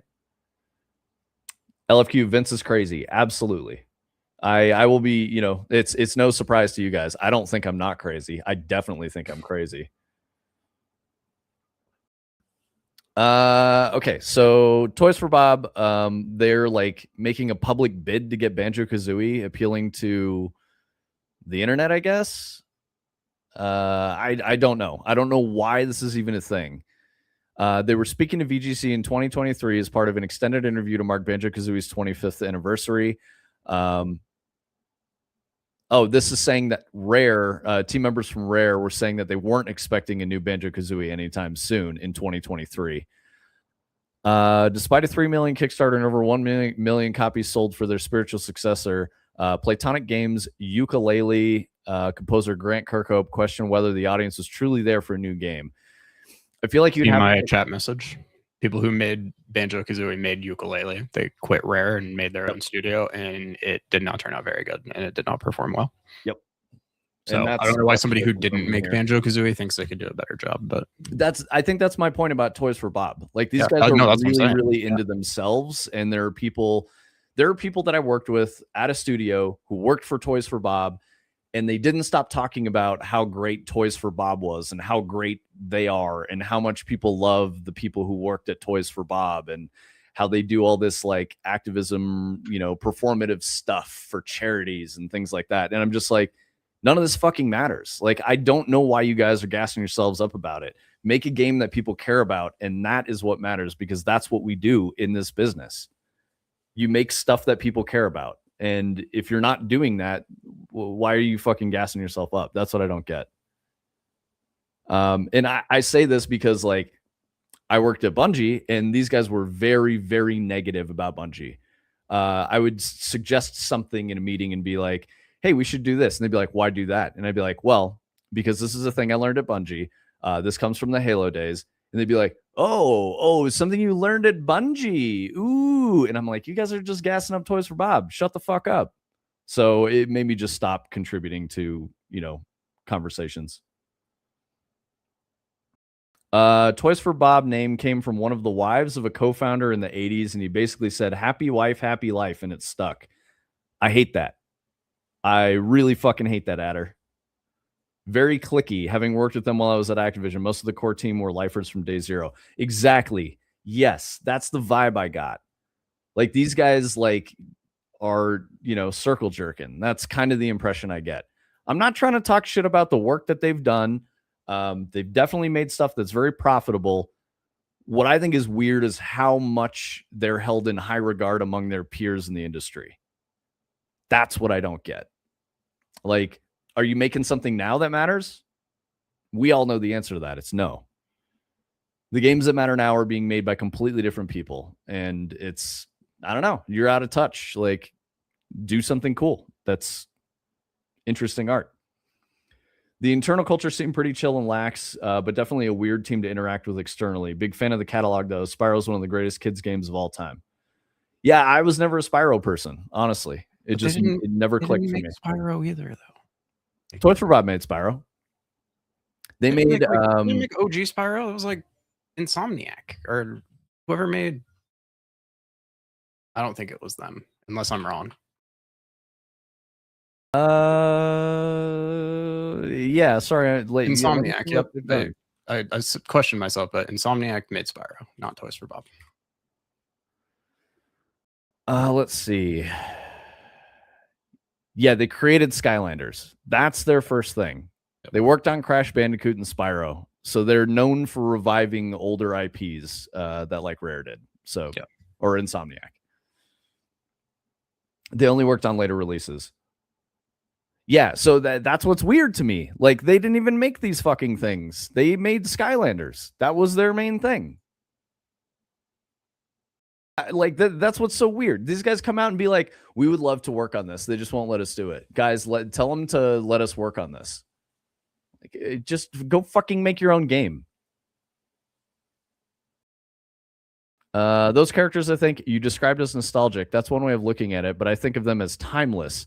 I think of the types of games we want to produce are ones that speak to a timeless place in the player as well as an ageless one. We call it the inner child, right? So I think they're wonderful games and we're huge fans. I mean, make your own fucking Banjo-Kazooie, guy. Like, don't, like, just, what are you doing? Like, I don't know. I mean, I get the idea behind trying to get the license, but it's like, if you want to make that game, like, you can make it without calling it Banjo-Kazooie. That'd be fine. Exactly.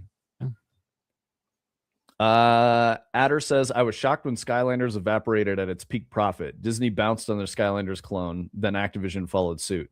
Yep. Yeah, I think they realized that was a thing in time, and Skylanders was successful because it hit a moment. It was when kids wanted the Skylanders thing, and there was a generation that did that. Then the generation got too old, and new generations didn't care. So in my mind, that's getting lucky with virality, right?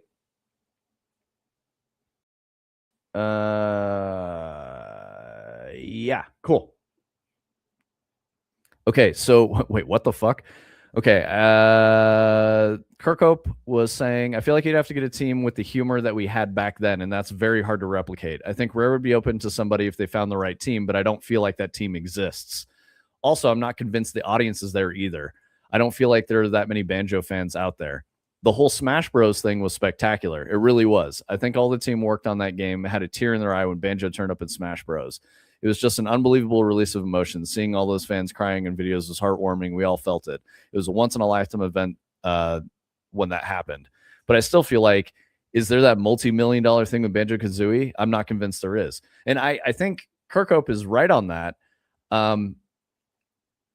When I was a kid playing a game like Banjo-Kazooie, I had a different mentality than kids nowadays who are playing Fortnite and Roblox. That's their Banjo-Kazooie. It is 100%. So I think trying to resurrect an old IP is not the way. You have to make a new IP.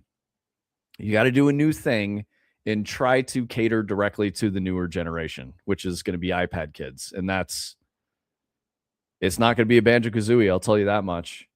You have to think about the like parenting patterns that occur. Like, why are kids playing games on iPads? It's because parents don't want to parent. They stick the iPad in the kids' hands and they get the moment of peace.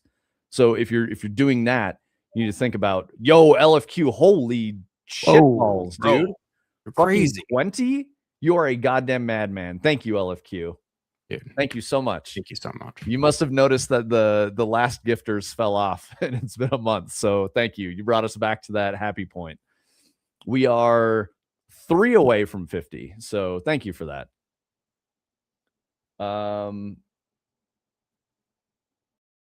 Adder, what was this comment? Okay. Internally, Avia just announced that Skylanders is one of the most profitable franchises outside of COD, and in the same call announced they were shutting down the project. It was really awkward to be sitting in that room when they announced.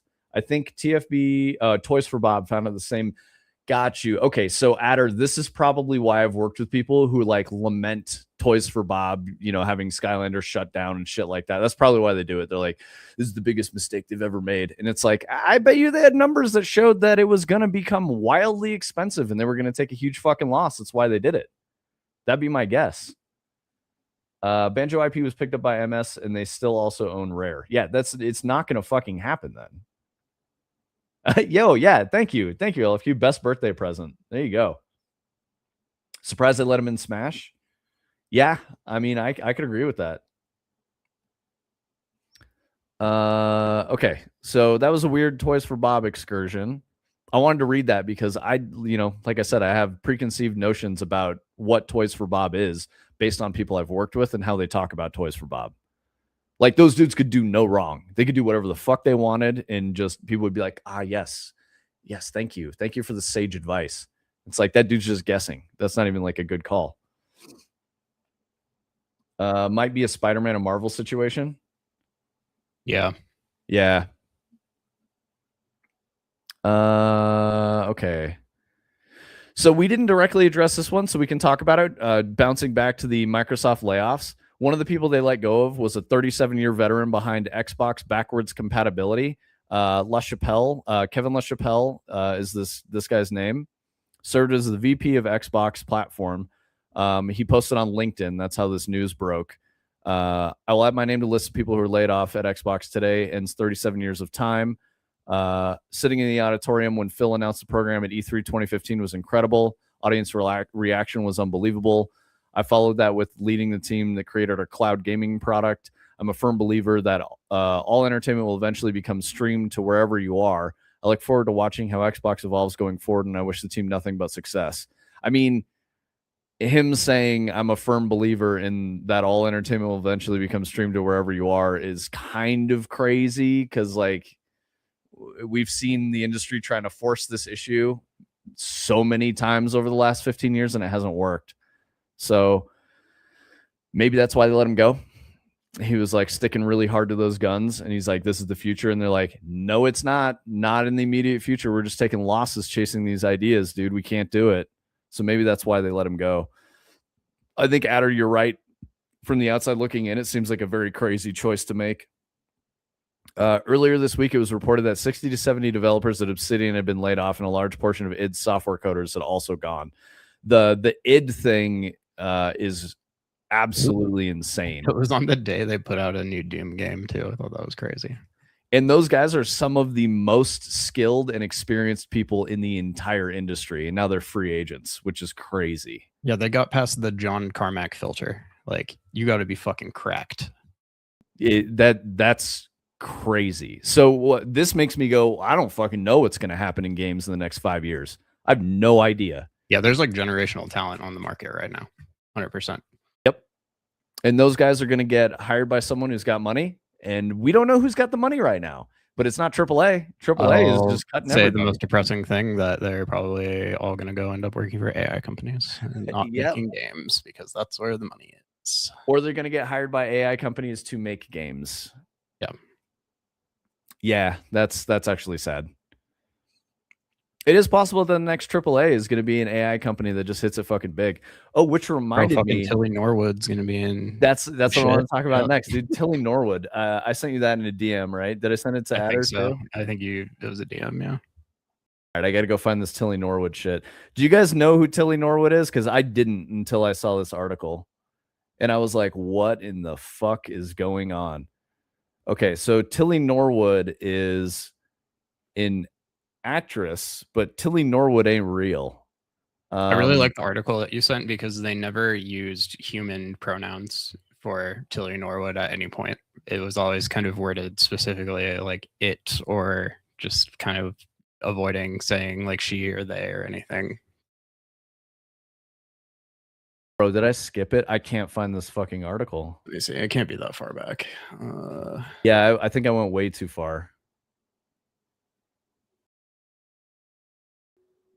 Dude, I don't know. We sent. Oh, here we go. I got it. 9 News. 9 News. I got it. Do you need a link? It doesn't have a preview. Yep, I got it. Okay, cool. Okay. Today in the dystopian society we live in, A controversial. So this is local news here. We got the hype chest. Fuck yeah. Here we go. There you go. We got some flame thing. What the fuck is this? An actual queen. Oh, it's a crown. There you go. Okay. So Tilly Norwood, a character created by an AI studio, will appear in a comedy drama. Do you have the thumbnail, Tony, of the girl? Okay, cool. She's not real, guys. This whole fucking scene is not real. She's not a real person. Very weird. This made local news because the studio is in Denver. Artificial intelligence continues to disrupt the labor market. The technology is now coming for Hollywood. Yeah, whatever. Tilly Norwood, an AI character that has its own Instagram page and Wikipedia article, not her. Will appear in a comedy drama created by Particle 6 called Misaligned. The film marks the studio's boldest creative leap yet, positioning Tilly not simply as a virtual character, but as an AI actor headlining her own feature, Particle 6 said in a press release. The movie's release date has not yet been set, but according to the press release, the movie will involve a mix of TV and filmmakers, actors, creatives, and technologists now working fluently across AI production. So this makes me wonder if they're being creative with the language about filmmakers, actors, and creatives. And what they're talking about is people who know how to work with AI and like maybe understand some like principles of film and stuff like that and cinematography. I don't know. Tilly Norwood is the brainchild of writer and comedian Aline van der Velden, and it began making news over the last year after it was reported in September. It gets me every fucking time. I mean, I just said it. I'm paraphrasing here. Oh, okay. But the talent agencies were looking to sign the AI character. That's fucking crazy. On its website, Particle 6 says it values human creativity first. Behind every prompt is a person, and behind every frame, a creative decision. Story first, craft always, AI in service of both. I mean, I like those statements, because that's, I think, the right way to approach using AI. The film will absolutely be funny, chaotic, and self-aware. Very Tilly. I don't like that. Very Tilly. Van der Velden is on some shit, apparently. They think that Tilly is a person. Maybe there's like a bit of them in Tilly, and they think that they are Tilly. Tilly's like the actor or actress that they've never been. But underneath it, there's something deeper about identity, performance, and our very human fears around AI. And yes, art will most definitely be imitating life. In September, the Actors Union SAG-AFTRA issued a statement about the Norwood character denouncing the concept. Of course they would. It goes against their bread and butter. To be clear, Tilly Norwood is not an actor. It's a character generated by a computer program that was trained on the work of countless professionals and performers without permission or compensation. I mean, dude, shut the fuck up. You can just like study an actual human being and that would be good acting. Like that's what acting is. It has no life experience to draw from, no emotion, and from what we've seen, audiences aren't interested in watching computer-generated content untethered from the human experience. I don't think it's untethered from the human experience. Anybody who is in this is going to destroy their fucking career. I'll tell you right Absolutely. now. They're going to be blacklisted by the industry. SAG-AFTRA is going to be like, you'll never work with us. 100%. They will make sure you never get a job again if they're against this and you decide to work in it. Like, yep. And I think that's probably going to happen because every actor fucking hates this. I'll tell you that right now. Oh, check this shit out. The announcement of the AI character's role comes a few months after it was announced that Val Kilmer's likeness will appear in a movie called As Deep as the Grave thanks to AI. I didn't know that. Kilmer's estate gave permission for the use of his likeness in the film. The actor Did you hear about the Willy Wonka thing? No, I don't know about the Willy Wonka Netflix is making a reality show that is like effectively the Gene Wilder Willy Wonka chocolate factory premise, and they made AI Gene Wilder to be the narrator, and everybody's very upset about that too. That's really upsetting. Yeah, and it like doesn't sound totally right to me either, but like I could not believe it, and of course everybody's freaking out about it. But it's like a Netflix. Let me see. I'll pull up the trailer here. Yeah, Golden Ticket. Here we go. I'm not going to play the sound, but I'll just play the video so you can see. Fuck. Yeah, in Tony's comment, you guys wish you had no morals and can operate a total grift like this. I mean, I wouldn't say that I wish I had no morals. It just makes me like kind of disgusted with humanity, honestly. But at the same time, I recognize that that's a part of the human experience. The disgust in like, people playing the game. Dude, what is that fucking statue? That is so weird. It would, yeah, it's so much less work to scam people than make video games. Yeah, exactly. The things I do with no morals or ethics. I mean, yeah, like that's the way it goes, guys. The hardest part about it is that there are people who are not like us who absolutely do not give a fuck and will make decisions with no morals or ethics in the name of making a lot of money, and they win all the time. All the time. It's more rare that someone who made an art actually finds success. In the mood to commit financial crime, SAG-AFTRA does get some shit done. I'll give them that. The Willy Wonka thing is fucked. They made it and then asked if it was all right too. Oh my god. Oh my god, that's crazy. Graham says we had this thought experiment at university, and one of the first things they asked is if we thought we'd commit financial crime. Yeah, I'm sure that's a part of like, because you studied finance stuff, right, Graham? Don't you have like an accounting background? If you have no morals, or if you didn't think you'd get caught. I think that's probably the nature of it, an ethical exercise. LFQ, I do not understand Hollywood's intense focus on grave robbing. Leave the dead alone. Money, unfortunately. That's what the intense focus is. Consider this, LFQ. Before we had AI as this big scare and ethics quandary, Hollywood was suffering from the Me Too movement, in which there was a huge scare and ethics quandary with how people were treating, female actors. Like, that's fucking crazy. It was a completely different world if you're a woman trying to be in show business. Completely fucking different world. Very wrong, not fair, totally fucked. And, there's unlimited vectors for this kind of like exploitation and shit behavior. And humans will always do it. I think, philosophically, there's probably a bunch of different ways to combat that. And I think the strongest is probably with culture. You just teach people, the majority of people, like, don't be garbage. And if you grow up understanding bad behavior and why you don't do it, then the chances are higher that you're going to have more people who believe that way and are not going to act fucking foolish and shitty. So I don't know. I don't know if we're ever going to get to that place. I mean, the United States, our culture is very fractured and weird, and we don't really have a base culture. There's a lot of arguments you can make about it. I still love this country for the liberty and freedoms we have. It's still my favorite. But I think that's the problem we face. My hands are clean, but they still scare me. Forensic accountants make my palms sweat. Yeah. Graham did forensic accounting. Everyone was like, no, never. I'd never do it. And I said, yeah, I'm sure there's a circumstance where it happens. So everyone's saying never is bullshit. Good shit, Graham. All right, Graham, I'm going to guess what the triangle is here, because in software development, it's fast, cheap, and easy, I think, or something like that. And so for financial crime, it would have to be like, what's that? Fast, cheap, and good. Fast, cheap, and good. Thank you. So for financial crime, the triangle would have to be like amount of money, chance of getting caught, and risk, right? Well, that would be chance of getting caught. Yeah, that's what I'm saying. Like, just risk. But then, like, what's the third one? Because it's like you just have to have two. I imagine would be the scenario here. So yeah, it'd be like, maybe. So you said something about pressure, like maybe how about life situation? Maybe that's the third one. How about financial gain, risk, and harm? Right? Yeah. Because like that would be the ethical question. Because a part of the ethics is if you ever get caught and whether or not it's actually bad, because that factors into human ethics. But then the other one would be like three conditions: pressure, opportunity, and rationalization converge in an individual. Okay, interesting. Is that what Graham said? No, I just read the definition. Oh, okay, cool. So, yeah, pressure, opportunity, and rationalization. So that triangle, you have to have three. Interesting. They then went on to explain the Cressy fraud triangle, which basically stipulates there's always a scenario in which someone will commit financial crime given the right rationalization, pressure, and opportunity.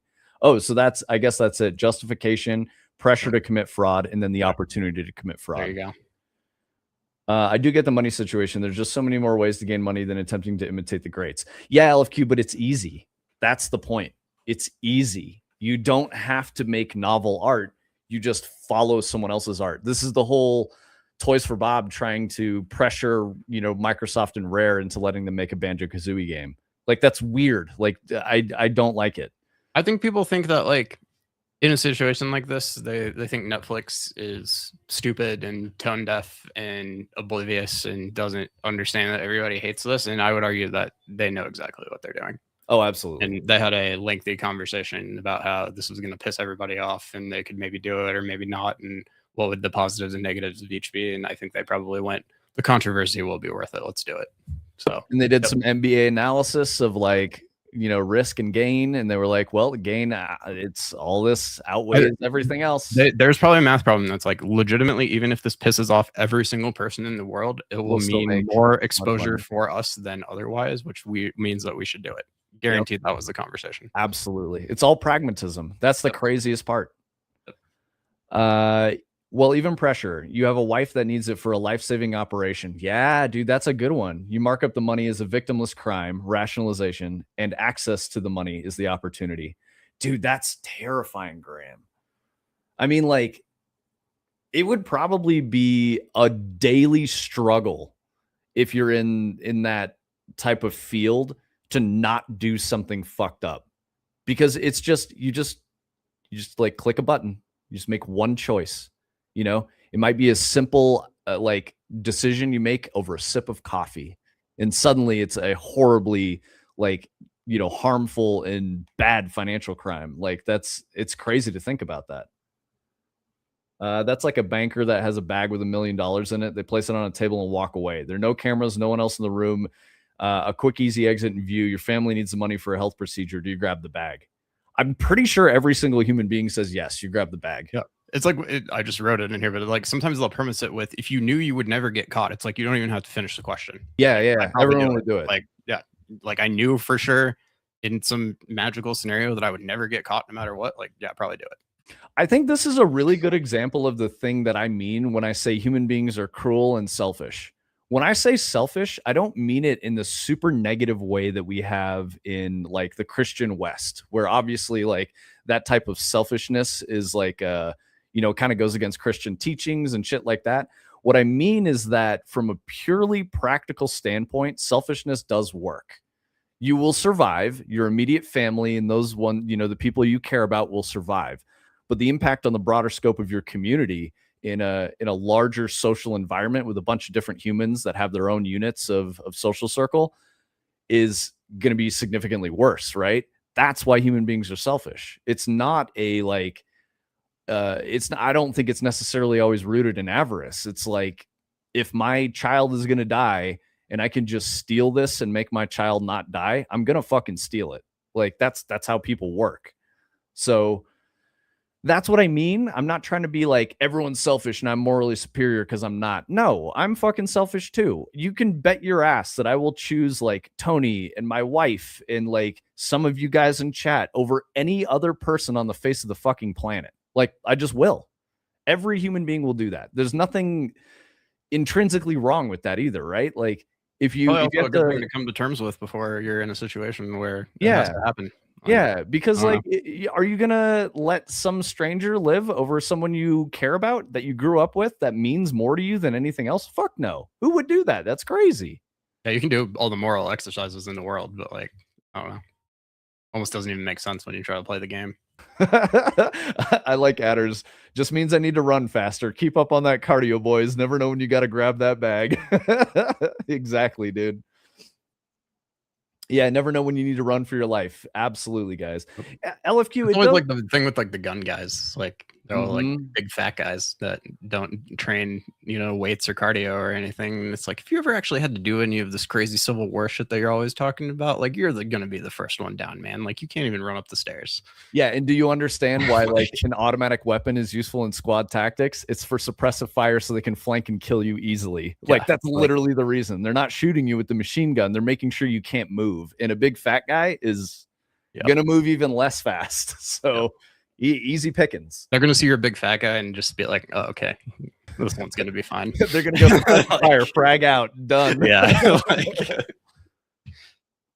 Don't need to outrun the bear, just need to outrun the other guy. Yeah, exactly. Another good example of selfishness, though, Adder. Another good example. Would you sacrifice yourself for the guy who did nothing to preserve his own life? Yeah. Why would you? It's crazy. It's a joke. Don't take it seriously. LFQ, you know me, bro. I'm gonna take all of your jokes seriously regardless. But yeah. I mean, like, I think when I'm saying this thing about selfishness and cruelty, guys, like, just remember, like, cruelty is innately evil. Like, you don't need to be cruel. But selfishness, I don't think is necessarily evil. Think about it from like a utilitarian philosophy standpoint or like a stoic standpoint. You have to assume people are going to choose selfishly and that a stranger is never going to sacrifice themselves or their loved ones for you and yours. It doesn't make sense. And I think that's why, I throw out there, like, I'm very pro military because I come from a family of people that served in the U.S. Armed Forces. Like, the majority of my family has. And I recognize what that sacrifice is. It's fucking thankless. Like, those people go and risk their lives to protect people who fucking hate them. And it's the job. And that's the thing I'm trying to say. You know what you're signing up for when you do it. That's the whole fucking job. Whether or not you're sitting behind a desk or you're carrying a rifle and going to another country to shoot at some people who are trying to shoot at you. It's I know it sounds really weird, but it is a selfless act in some ways, right? I wouldn't sweat it too much. If you know all the ways that they can catch you, you know all the ways that they can't by deduction. Oh, I need to clarify a little bit more too. When I'm talking about this, I'm talking about the United States military apparatus, which is an all-volunteer system. If you're conscripted, it's not the same thing. You're being forced to do the job legally or by other means. And, the fact that we have an all-volunteer military is great. I'm against selective service in so much as I think it's wonderful that we can recruit people who have no other better option than to join the military and serve the country. Like, I think it's really, really good and noble. So I know that's controversial. Some of you guys are going to disagree with me. Some will get mad, especially those who are foreigners and like, yeah, your American imperialism is fucked. How do you do this across the globe, etc. Whatever. I'm not talking about the politics. I'm literally just talking about the people who sign the paper and do the job. When you're in there, you're committed. You got to do it and make the best of it. So that's what I'm thinking about.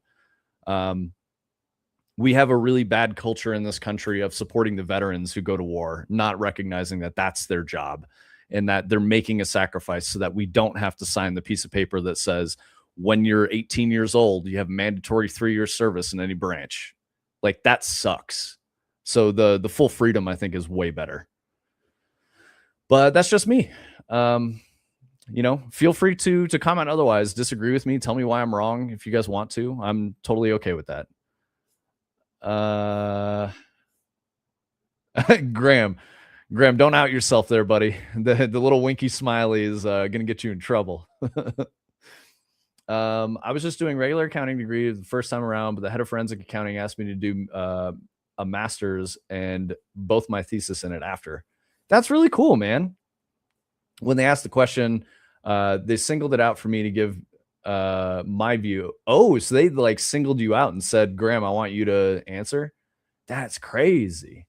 My response was, yeah, there's absolutely a scenario where I would commit financial crime, but my burden of proof needed to satisfy my mindset. It's so high that it would never happen. Dude, that's a very real take. I love that. True crime and body cam is very educational. Yes, it is. Absolutely.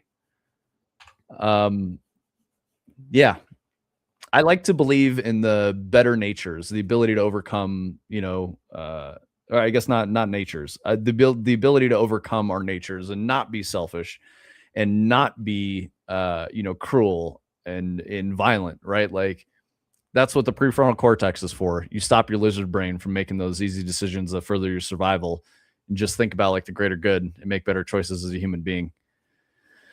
So yeah, I think that's what we all need. I guess that's what I mean with culture, right? My culture is that of like military service. Like, that's what I grew up in. So that, I think that's why I have those viewpoints. Okay. So took a side departure from video games to talk about all that silly stuff. Let's see. We talked about how LaChapelle was let go. Oh my God. Okay. Xbox Game Pass has reportedly lost millions of users since 2024. Game Pass subscribers are down to 30 million, according to reports. Okay, so this isn't that big of a loss, but it's certainly a loss. It's almost 10%. They had 34 million in 2024, and now they're down to 30 million. That's They had a bad. stated goal that they're supposed to be at 70 million by this year, and they lost 4. And they're under half. Yep. Oh my god. Lobotomies for everyone at her? Nah, I don't think that's good either. What's up, Chrono Shark? Yeah, they for one stopped providing games worth it, and they also increased the price beyond its worth. Yes, absolutely. 2024 is probably when I canceled my Game Pass, and I was probably a sub from day one, and almost never miss it. There's occasionally, like when Forza Horizon came out, I was kind of like considering maybe subscribing just because I didn't really want to pay full price for that game. But hey, Queen Anne, how are you? I was just talking about the United States military and why I like it. So you might have missed out on that for good reasons or whatever. Not being willing to fuck people over or think of short-term gain has served me very well over a long time. I mean, Graham, at least you've got the moral high ground and you can, fall asleep at night and not hate yourself. I think that's a really important piece of it. And yeah, we totally agree with you, Chrono Shark. Xbox Game Pass has gone a very weird way. It's a fucking scam. And I used to make games for Game Pass. Yeah, absolutely. Avid Game Pass fan until the decline. Big hater on Game Pass. Yeah, I think we all are at this point. I mean, what's the fucking value in Game Pass? It just doesn't. It simply does not exist. And I mean, like even the big games that were on there, like COD is the main one that kind of comes to mind. Not going to be on there anymore. So a big value has been lost for people. Peace of mind for sure, but also opportunities from being tested by people and not realizing it. Yeah, I mean, Graham, like being a good person goes so fucking far. And it's not just being a good person when people can see you be a good person. It's being a good person when there's nobody in the room to witness it. Like I think that's the important piece. Like live with yourself at the end of the day, They removed any remaining value from Game Pass. Maybe it's just because it's a subscription service in general. Yeah, I think Queen Anne, and we talked about this. Asha's made statements about the future of Game Pass. Some of those immediately were like price reductions, which is obviously important. Like it can't continue to function at its current price. It's not a good value proposition. This is why you get Game Pass with Discord Nitro now. There's no value left. Absolutely true, LFQ. Return the shopping cart to the store and feel morally superior all day. Oh my God. That is the simple test of the fucking social contract, Tony. Yep. That's the worst shit ever. Guys, let me just throw this out there. If you are not returning your shopping cart to the fucking cart return, you're an asshole. Yeah. Like you're really being an asshole. The way those go back is someone has to come outside, wrangle all those fucking carts and take them back in the store so that other people can use them. Just put them in the spot. It takes you like less than 30 seconds. Just put it back in the fucking spot. It's fine. Just do it. It's like the same thing. Make yourself do it and like feel like a better person, because it is just one of those things where it's like you could just be a lazy piece of shit, or you could take literally 10 seconds to return the cart to the place where it's supposed to go, unlike all of the other shitty people who didn't do it. I know we've got an international audience here, so I'll throw this out there. In the West, we line up for things. The reason behind that is not because people are slaves. It's for civility. It's for kindness. It's for waiting your turn. It's for making someone else's life not more difficult because you want to jam in the way and push it and like shove to grab the thing before anyone else does. We should live in a place where everyone will get a thing, wait in line, wait your turn, and it's going to be just fine. I do think arbitrary queuing is a little silly, but if you're waiting to go do a thing and a lot of other people want to do the same thing, wait in line. Nothing wrong with that. So rare that I ever see a shopping cart other than people using them or in their rightful place. So that's a problem in Scandinavia, LFQ? People don't return the carts? He's saying they're never not in their rightful place unless somebody's using them. Good, because I was going to be shocked by that. I was like, you guys have a really strong culture of community of like, don't fucking make someone else's life worse, right? And in the United States, you have to put a coin in the shopping cart thing in Europe too. I think that helps a lot because it's like you can't get your coin back until you return your shopping cart to the thing. So people are incentivized. I don't know. That's a good incentive. I mean, obviously, it's an extra step of inconvenience when you don't need it. You could just have people not be shitty. I mean, you're not saving any fucking time by leaving your shopping cart. You're just being an asshole. Yep. There's this short form video account, you know, I want to say like TikTok or whatever, that my wife was showing me, and it's this girl who, you know, basically completes like mundane everyday tasks that like people tend to put off, and then she like writes how long that they actually took in the video to show that it's like, you know, mail this letter that I've been putting off for 6 months, like 47 seconds. Like I don't know, it's a really good premise. I liked there's a content creator who films like a GoPro or some shit, and he's got like these magnets that say I'm an asshole and I didn't return my shopping cart, and he just camps in the parking lot, and he's like, you get one of these, and like slaps it on their hood, and they crash the fuck out. They lose their minds, and they will waste 15 minutes yelling at this guy when they could have literally just put the cart back. They're like, get that shit off my car. And he goes, put your cart back. I'll take it off if you put your cart back. And they won't do it. They literally won't do it. They will just continue to freak out. Cart Narc, that's a great name. yeah, it's something. Yeah, it's literally something like that. Queen Anne. That's so Queen Anne. She says in Canada the coin thing was discontinued here. So you guys don't do the coins anymore? Do you know why? The only place that does the coins here is not in Colorado, Aldi. It's on the East Coast only, but I know they do that. Yeah, Adder, what you're describing is like high trust society. You know, there's certain areas of the world with a relatively homogenous culture that is steeped in tradition that's hundreds or thousands of years old. And that's where you have people go like, you know what? We've been doing this long enough. We don't need to like jostle each other. Let's just take an extra step in our everyday lives to make everyone's life together easier. And it's just being kind and courteous. And like, that's the way to go. Adder, I learned that Aldi's in the US is actually Trader Joe's, as weird as that is. I don't know if that's true. No, it's two different stores. Yeah, but they're owned by Aldi, and they released they brought Aldi to the US under Trader Joe's. Like, that's the history of Trader Joe's.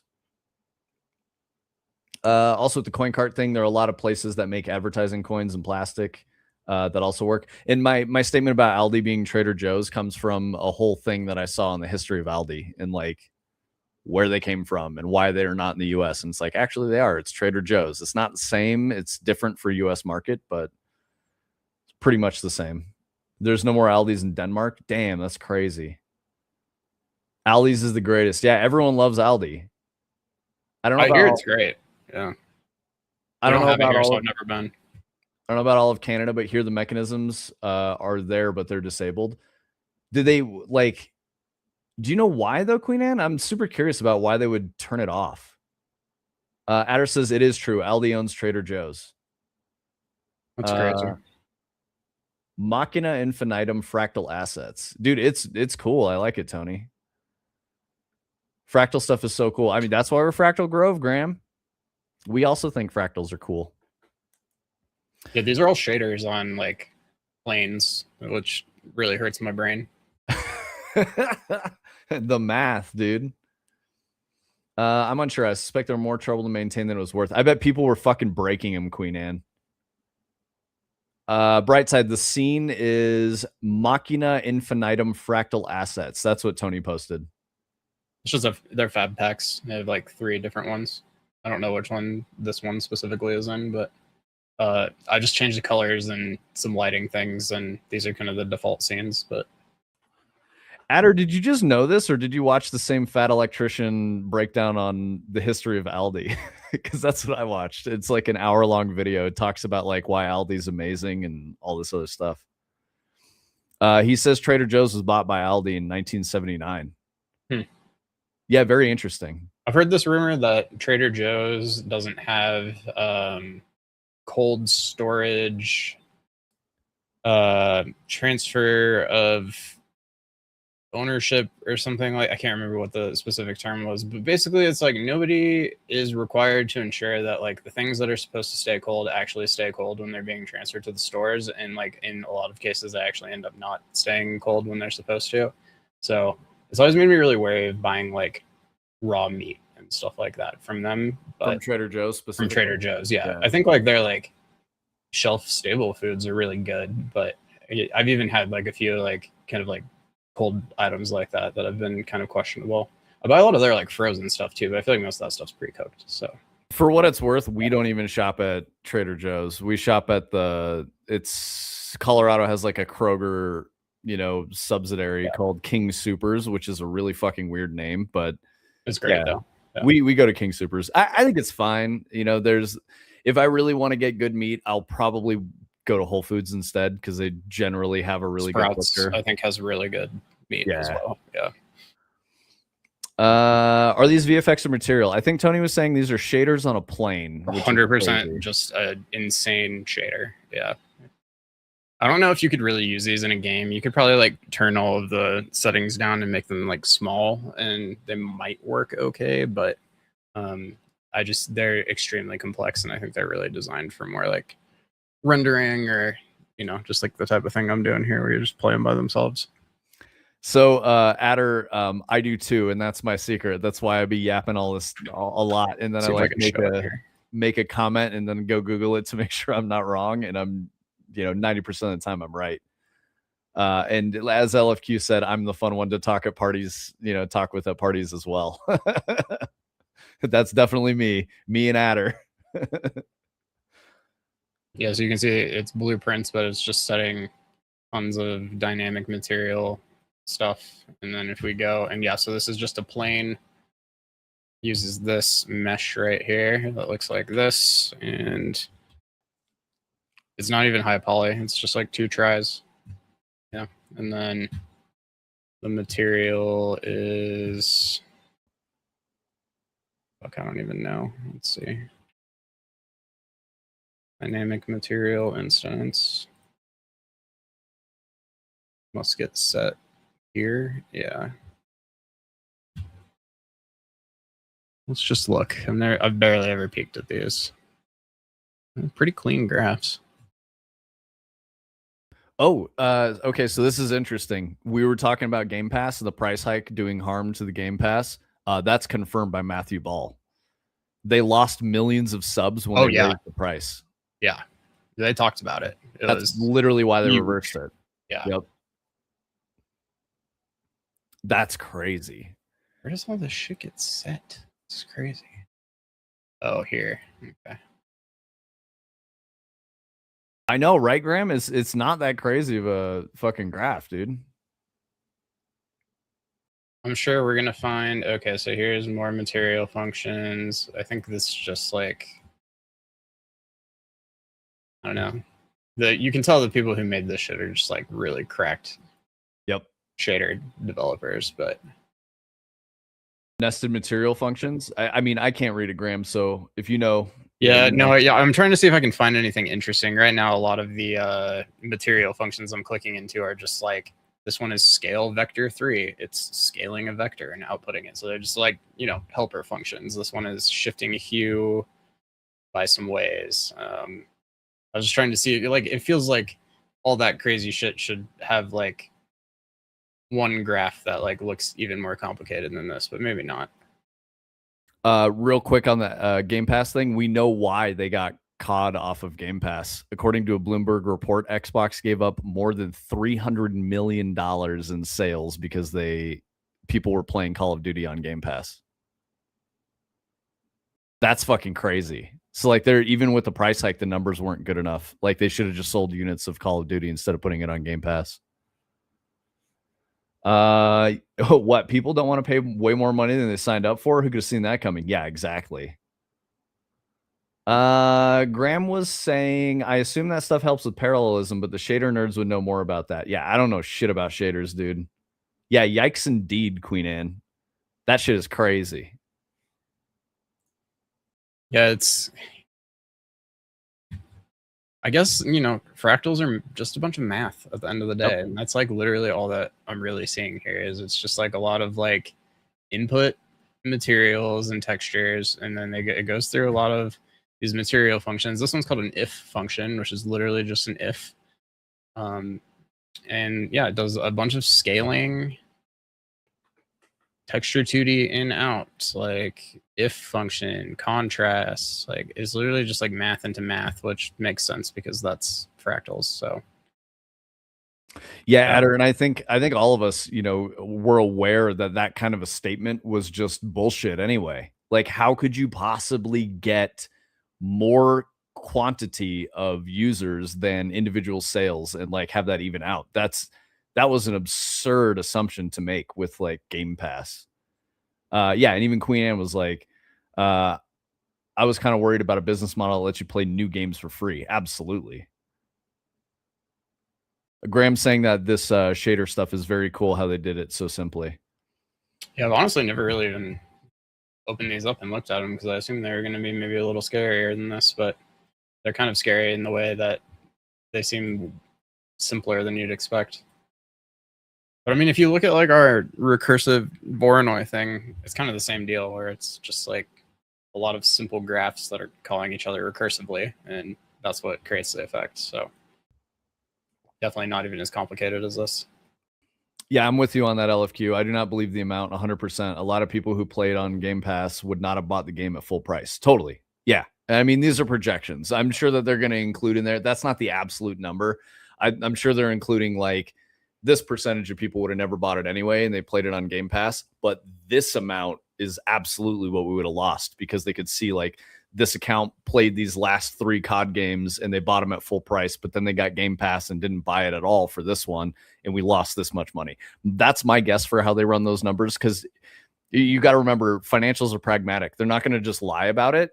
Like sometimes they will, but there's reasons behind that. That's for like investment and stuff like that, which is still fraud. That's bad. You can't do that. Overvaluation is really bad. Graham says I've been trying to get better with a lot of tech art stuff, and math ups your game. Exactly. Yes. Math is super fucking important to shaders. That was something that I learned from all the VFX guys at Bungie, is they were like, it's all math, dude.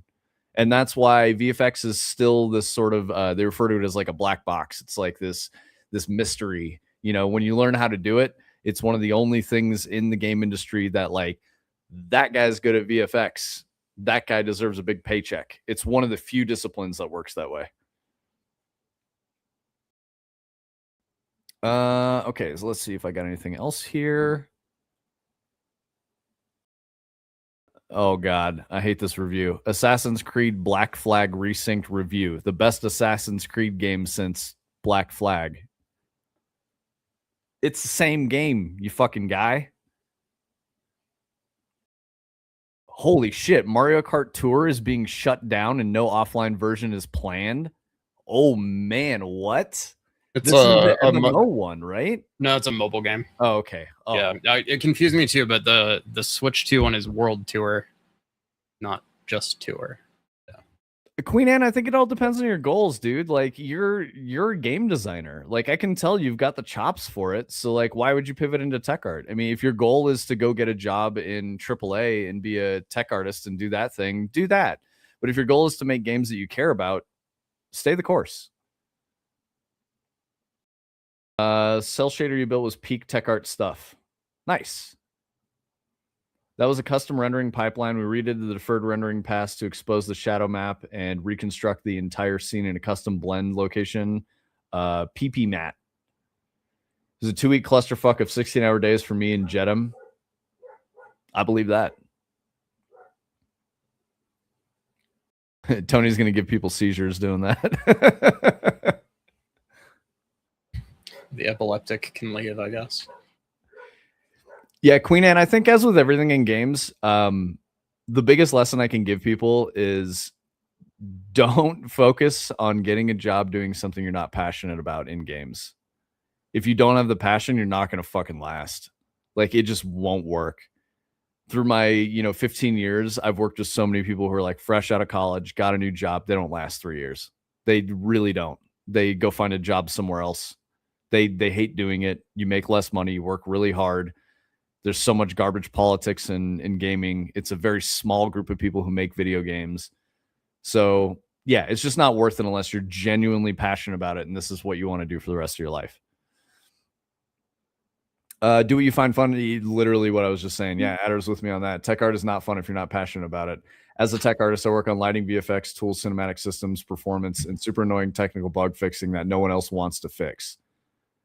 Adder, I would say it's not that no one else wants to fix it. They probably wouldn't even know where to start, man. And that's what makes you super valuable. Like, you can figure that shit out. You're probably one of the only people who could figure that shit out. Queen Anne says, XD, yeah, I find it super fascinating and I have the math, but like, yeah, I don't have a passion for it. It's not worth it. You know, like, it's really not. It could be like a fun side adventure that you do, you know, like taking up carpentry or some shit that you're like never gonna actually like build an Adirondack chair and sell it for 10K to somebody. You know what I mean? Like, you could just make your own and enjoy it and have fun with it. Or know enough about it to talk to someone on your team who's really good at it and explain to them the thing that you need for your game. That's probably the best way to go. Average game dev career out of college is 2.5 years before they leave or can't find another gig. Exactly, Adder. I get a fat stack of bugs from teammates when they get stumped or frustrated and it ends up on my plate to figure it out. It's because you're the guy who can figure it out, dude. Like, that's one of your biggest values. I love working with tech art guys. Because they were the guys who would, you know, pull your ass out of the fire and give you something you could ship. It's fucking awesome. Delete the whole world and respawn when the player dies. I don't know if you remember who was specifically telling us not to do that yesterday. Oh, I do. That's why I was just smiling. I really like the problem solving, but I'm not especially creative. So I like the more technical side of tech art. I mean, that's a great fit, Graham, honestly, because like tech art isn't. So while Adder is a very creative guy, he's got a niche. Like Adder, there's one Adder, you know, and if you add to your toolbox and you can do other stuff, it makes you a much more effective tech artist. Fixing the issues is my preferred part. Yeah, that's fixing issues is a tech anything, tech art, tech design, whatever, right? That's what the role is. My response to that is, please stop, find help. I cannot believe we destroyed the world on death. I'm still crashing. Oh my God, dude, you got him. He's upset. I was putting my head through a wall again this morning. Oh my God, Adder. You're not that far along. You could definitely reverse the decision at this point. It should be instant depressing despawning of the world map on death, right? Yeah, exactly, LFQ. Despawn, reload everything. Yep. Clear that fucking memory out. You don't need any of that. Yeah, dude, reload it all. It'll be great. Also, make the load times like less than 5 seconds, please. The worst part is that it's an "I told you so" situation. They said, but you can make it work, right? Oh, poor Adder. That's why, you know, that's why you do what you do, buddy. Like, I know it's really hard. You're having one of these days, you know, having one of those tough days when it's down to you to solve the fucking problems. You just gotta go get some fridge cigs and fucking lock in, brother. You'll get it done, and then, you know, everyone will be like, God damn, you're amazing. Which I'm sure they already say. And if they don't, they're idiots. Okay, Nintendo confirms Switch 1 sales aren't yet ending outside of Europe. That's interesting. People are still buying a Switch 1 and not a Switch 2 in Europe. It kind of makes sense. Switch 1's great. I don't really need a Switch 2. It's titles that would make me get a Switch 2. Yep. Wario Land and 3 more Game Boy Classics hit Nintendo Switch Online today. Wario Land is fucking awesome, by the way. If you guys have never played that, it's really good. Dr. Mario and Puzzle League is also in there. Although I don't know that I want to play Game Boy games on a Switch. I guess it could kind of work. It just seems weird. I've never done it.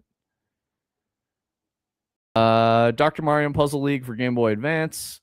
Dr. Mario and Panel de Pon and Tomato Adventure. Bro, what are these game titles? Nintendo added Mario versus Donkey Kong for GBA to mark March 10th Day. Fuck is March 10th Day? Mario. Oh, that's Mario Day? Oh, yeah. I get it. I get it. It was numbers, dude. In February, Balloon Kid and Yoshi were added to the Game Boy NSO library. Guys, have you seen the new, what's the newest Yoshi one for Switch 2? I kind of want to play that. I really loved Yoshi's story. That shit was fucking awesome back in the day. An unfortunately slept on game. No, it's a good one though. It's so good with Baby Mario and like you had to do all this stuff. No, it's Yoshi's Island. Oh, Yoshi's Island. Yeah, I mean Yoshi's Story legitimately slept on game on that's the Epic N64. Yarn, right?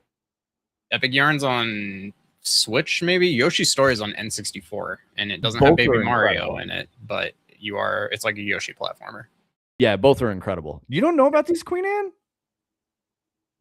Okay, have you? Yeah, there's a newer Yoshi game on Switch too. Let me find it for you. But I watched a Donkey video of him playing it, and I like really wanted to go pick it up. Yoshi and the Mysterious Book. Yeah, that's the one. I feel like this is kind of how Nintendo goes sometimes. They drop a fucking banger that nobody knows about because it's like got a weird ass title and they're just not familiar with it. So like Yoshi and the Mysterious Book, definitely weird title. But oh, is my mic still good? I just bonked it. Oh yeah, we haven't had one drop. New cable is. It was the cable, dude. Strong, yeah, dude. see this red cable here, guys? Tony brought me that. Woolly World is Yoshi. Yeah. That's a Wii U, Switch, 3DS, something like that. I don't know. Yeah, that was the one where everything was like fuzzy. I really like that visual. The art style was really cool. Yeah, totally. So cool. LFQ, but for everyone, but for everyone's context, if you destroy the world on death and reload on respawn, easy to set up and works at a glance. The world will then reload in a different order than the initial world load. Race conditions central. Oh my god. Easiest way to kill and restart AI without a whole bunch of programming effort, but also easiest way to random roll game-breaking bugs on respawn. Oh my god, yeah, that's a fucking huge bug, brother.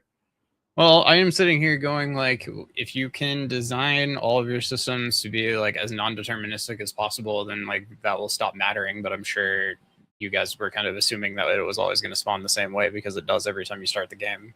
So, yeah, hopefully fixable though. That's a tough spot.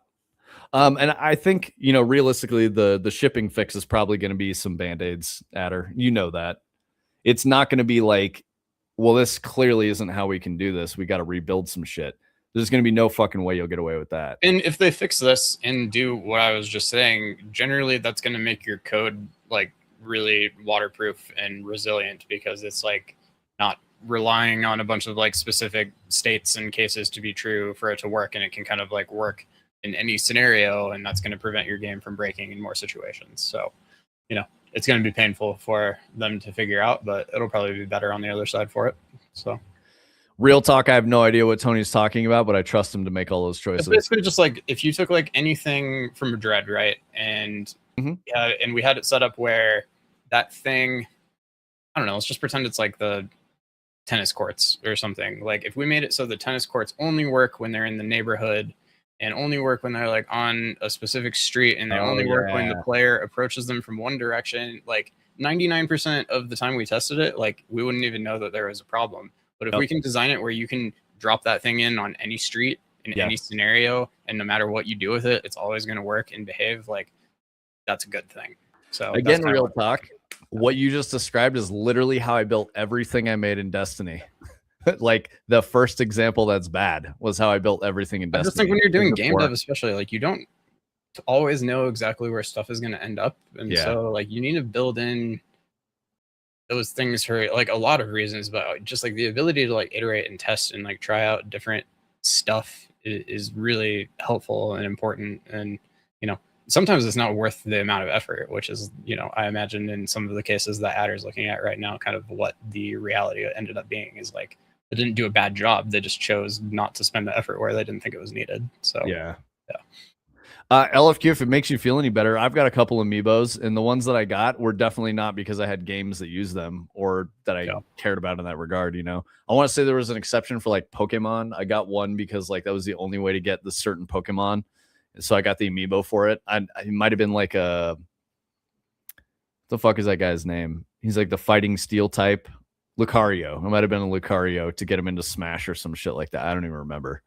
I think the only ones I own were like given to me against my will, basically. Like they came with a game I bought that I didn't care about the fact that I had an amiibo, or like when I bought my Wii U, my buddy gave me all of the amiibos that he had, and I'm like, I don't even really want these, man. But I have the Animal Crossing New Leaf Isabelle one because Josh's old girlfriend bought it for me because I fucking hated Isabel.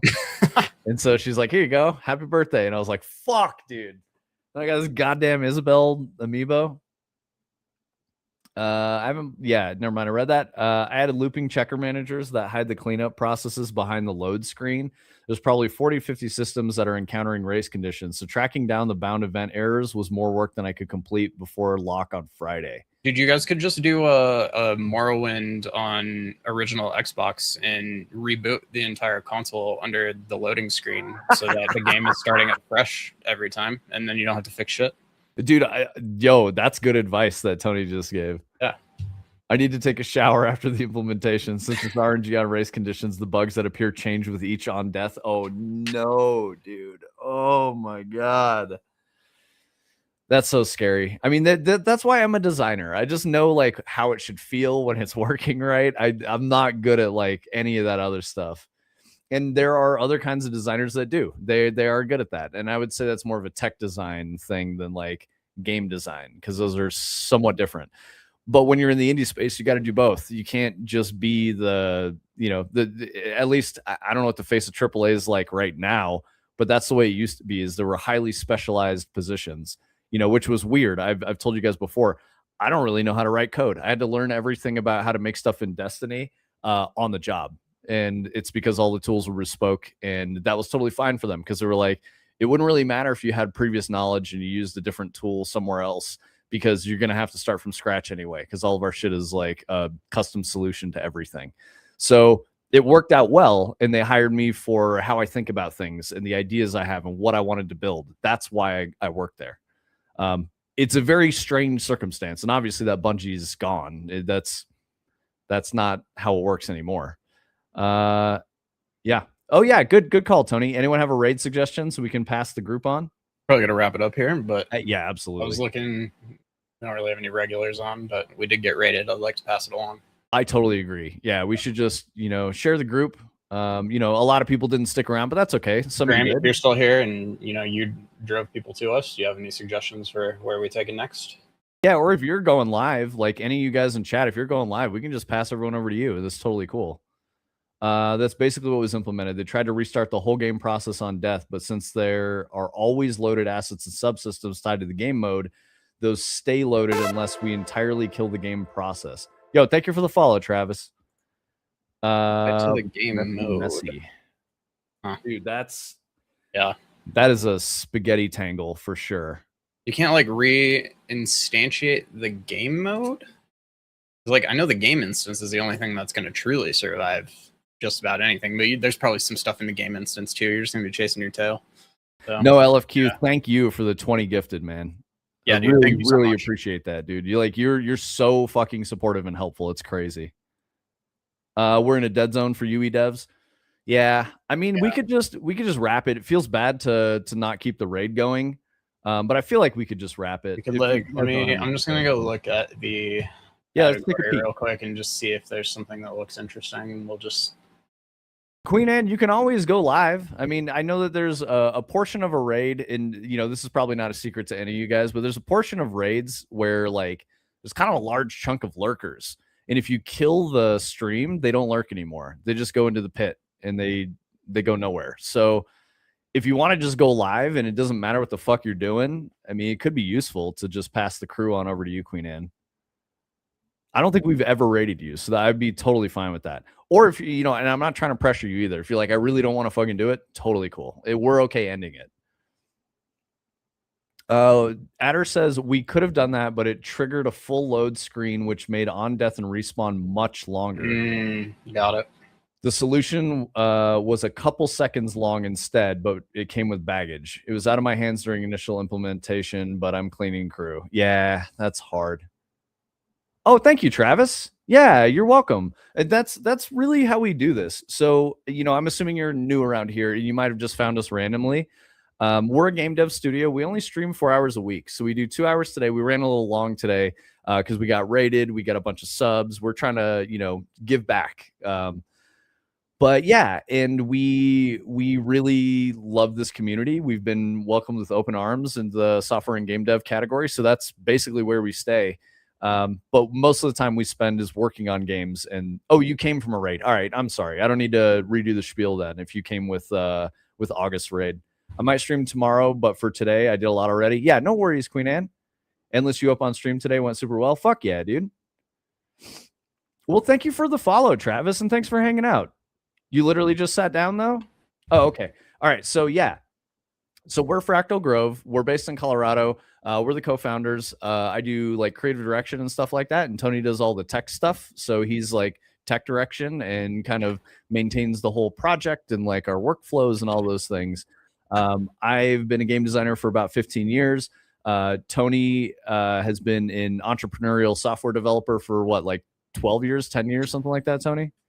You've been doing 10 years as of a couple months ago. Yep. Yeah. So we met through when I was working at Bungie, working on Destiny, and became friends. And, years later went by. There was an opportunity for us to, we wanted to start this business, and then there was an opportunity to go full time. We both lost jobs that we had, and we had more free time. So we were like, fuck it, let's go all in on Fractal Grove. And that's what we've been doing for about 3 years now. So yeah, we're working on a couple different games. We've got Dread, which is the current project, and we've got Hyperskate, which is sitting on the shelf and waiting for us to finish Dread, and then we'll get back to that. Let me drop some links for you, Travis. Discord's the best way to keep in touch with us. We have a really good community there. Pretty much everyone in our community is a creator of some sort. There is a chunk of people who are Destiny fans of mine, and they like the stuff that I made in Destiny, so they come around for that, but they don't tend to talk or participate. They're just kind of around watching and lurking. But yeah, we share knowledge. We help as much as we can. There's everything from like Burnt Pineapple, who's, a hobbyist, and he makes all kinds of crazy shit, to like AAA, I say AAA, but AA game devs like Adder, who's working on Mortal Shell. So we've got everything in between. Lots of creative people who are very helpful and kind and awesome. Queen Anne's working on her own game. Like there's everybody in here is making stuff. So it's rare that we've got someone who just chills. LFQ is one of those, but he's fucking awesome and super supportive, very friendly guy. I would say soft-spoken, but not in a negative way. He says words when the words are meant to be said, I guess. Tony's in the dev Discord too, so we know these guys. In like a UE community dev Discord or something like that, Graham? Is that what you're talking about? Graham's got a Unreal dev Discord thing. Nice. All right, let's wrap it up. I found somebody to raid. Sick. Temptic 404, some sort of ball machine looking game. So software game dev. All right, thanks, gang. We'll send you over there. Say hello. We don't know this person that well. Do you know them? Have you seen their streams at all? Or are you just like, I went through the list and I saw something that kind of looked like a ball machine, but it's just been a code editor ever since. So maybe it'll be cool when it comes back. But all right, and those of you guys who are subs, just drop some trees in chat, spam those emotes, say hello, be nice and friendly. Obviously, you guys always are. So, thank you for hanging out. Thank you for the raids. Thank you for the subs. Thank you for the tomorrow. Conversation. We will see you guys tomorrow. We stream from 2 to 4 Mountain Time, so we will be here, later in the day. We always stream 10 to noon on Wednesdays in the morning, and we stream 2 to 4 on Thursdays. So we will see you guys tomorrow. And let's see, what's the timer at? We're good. All right. Go say hello, everyone. We'll catch you later. Have a good one.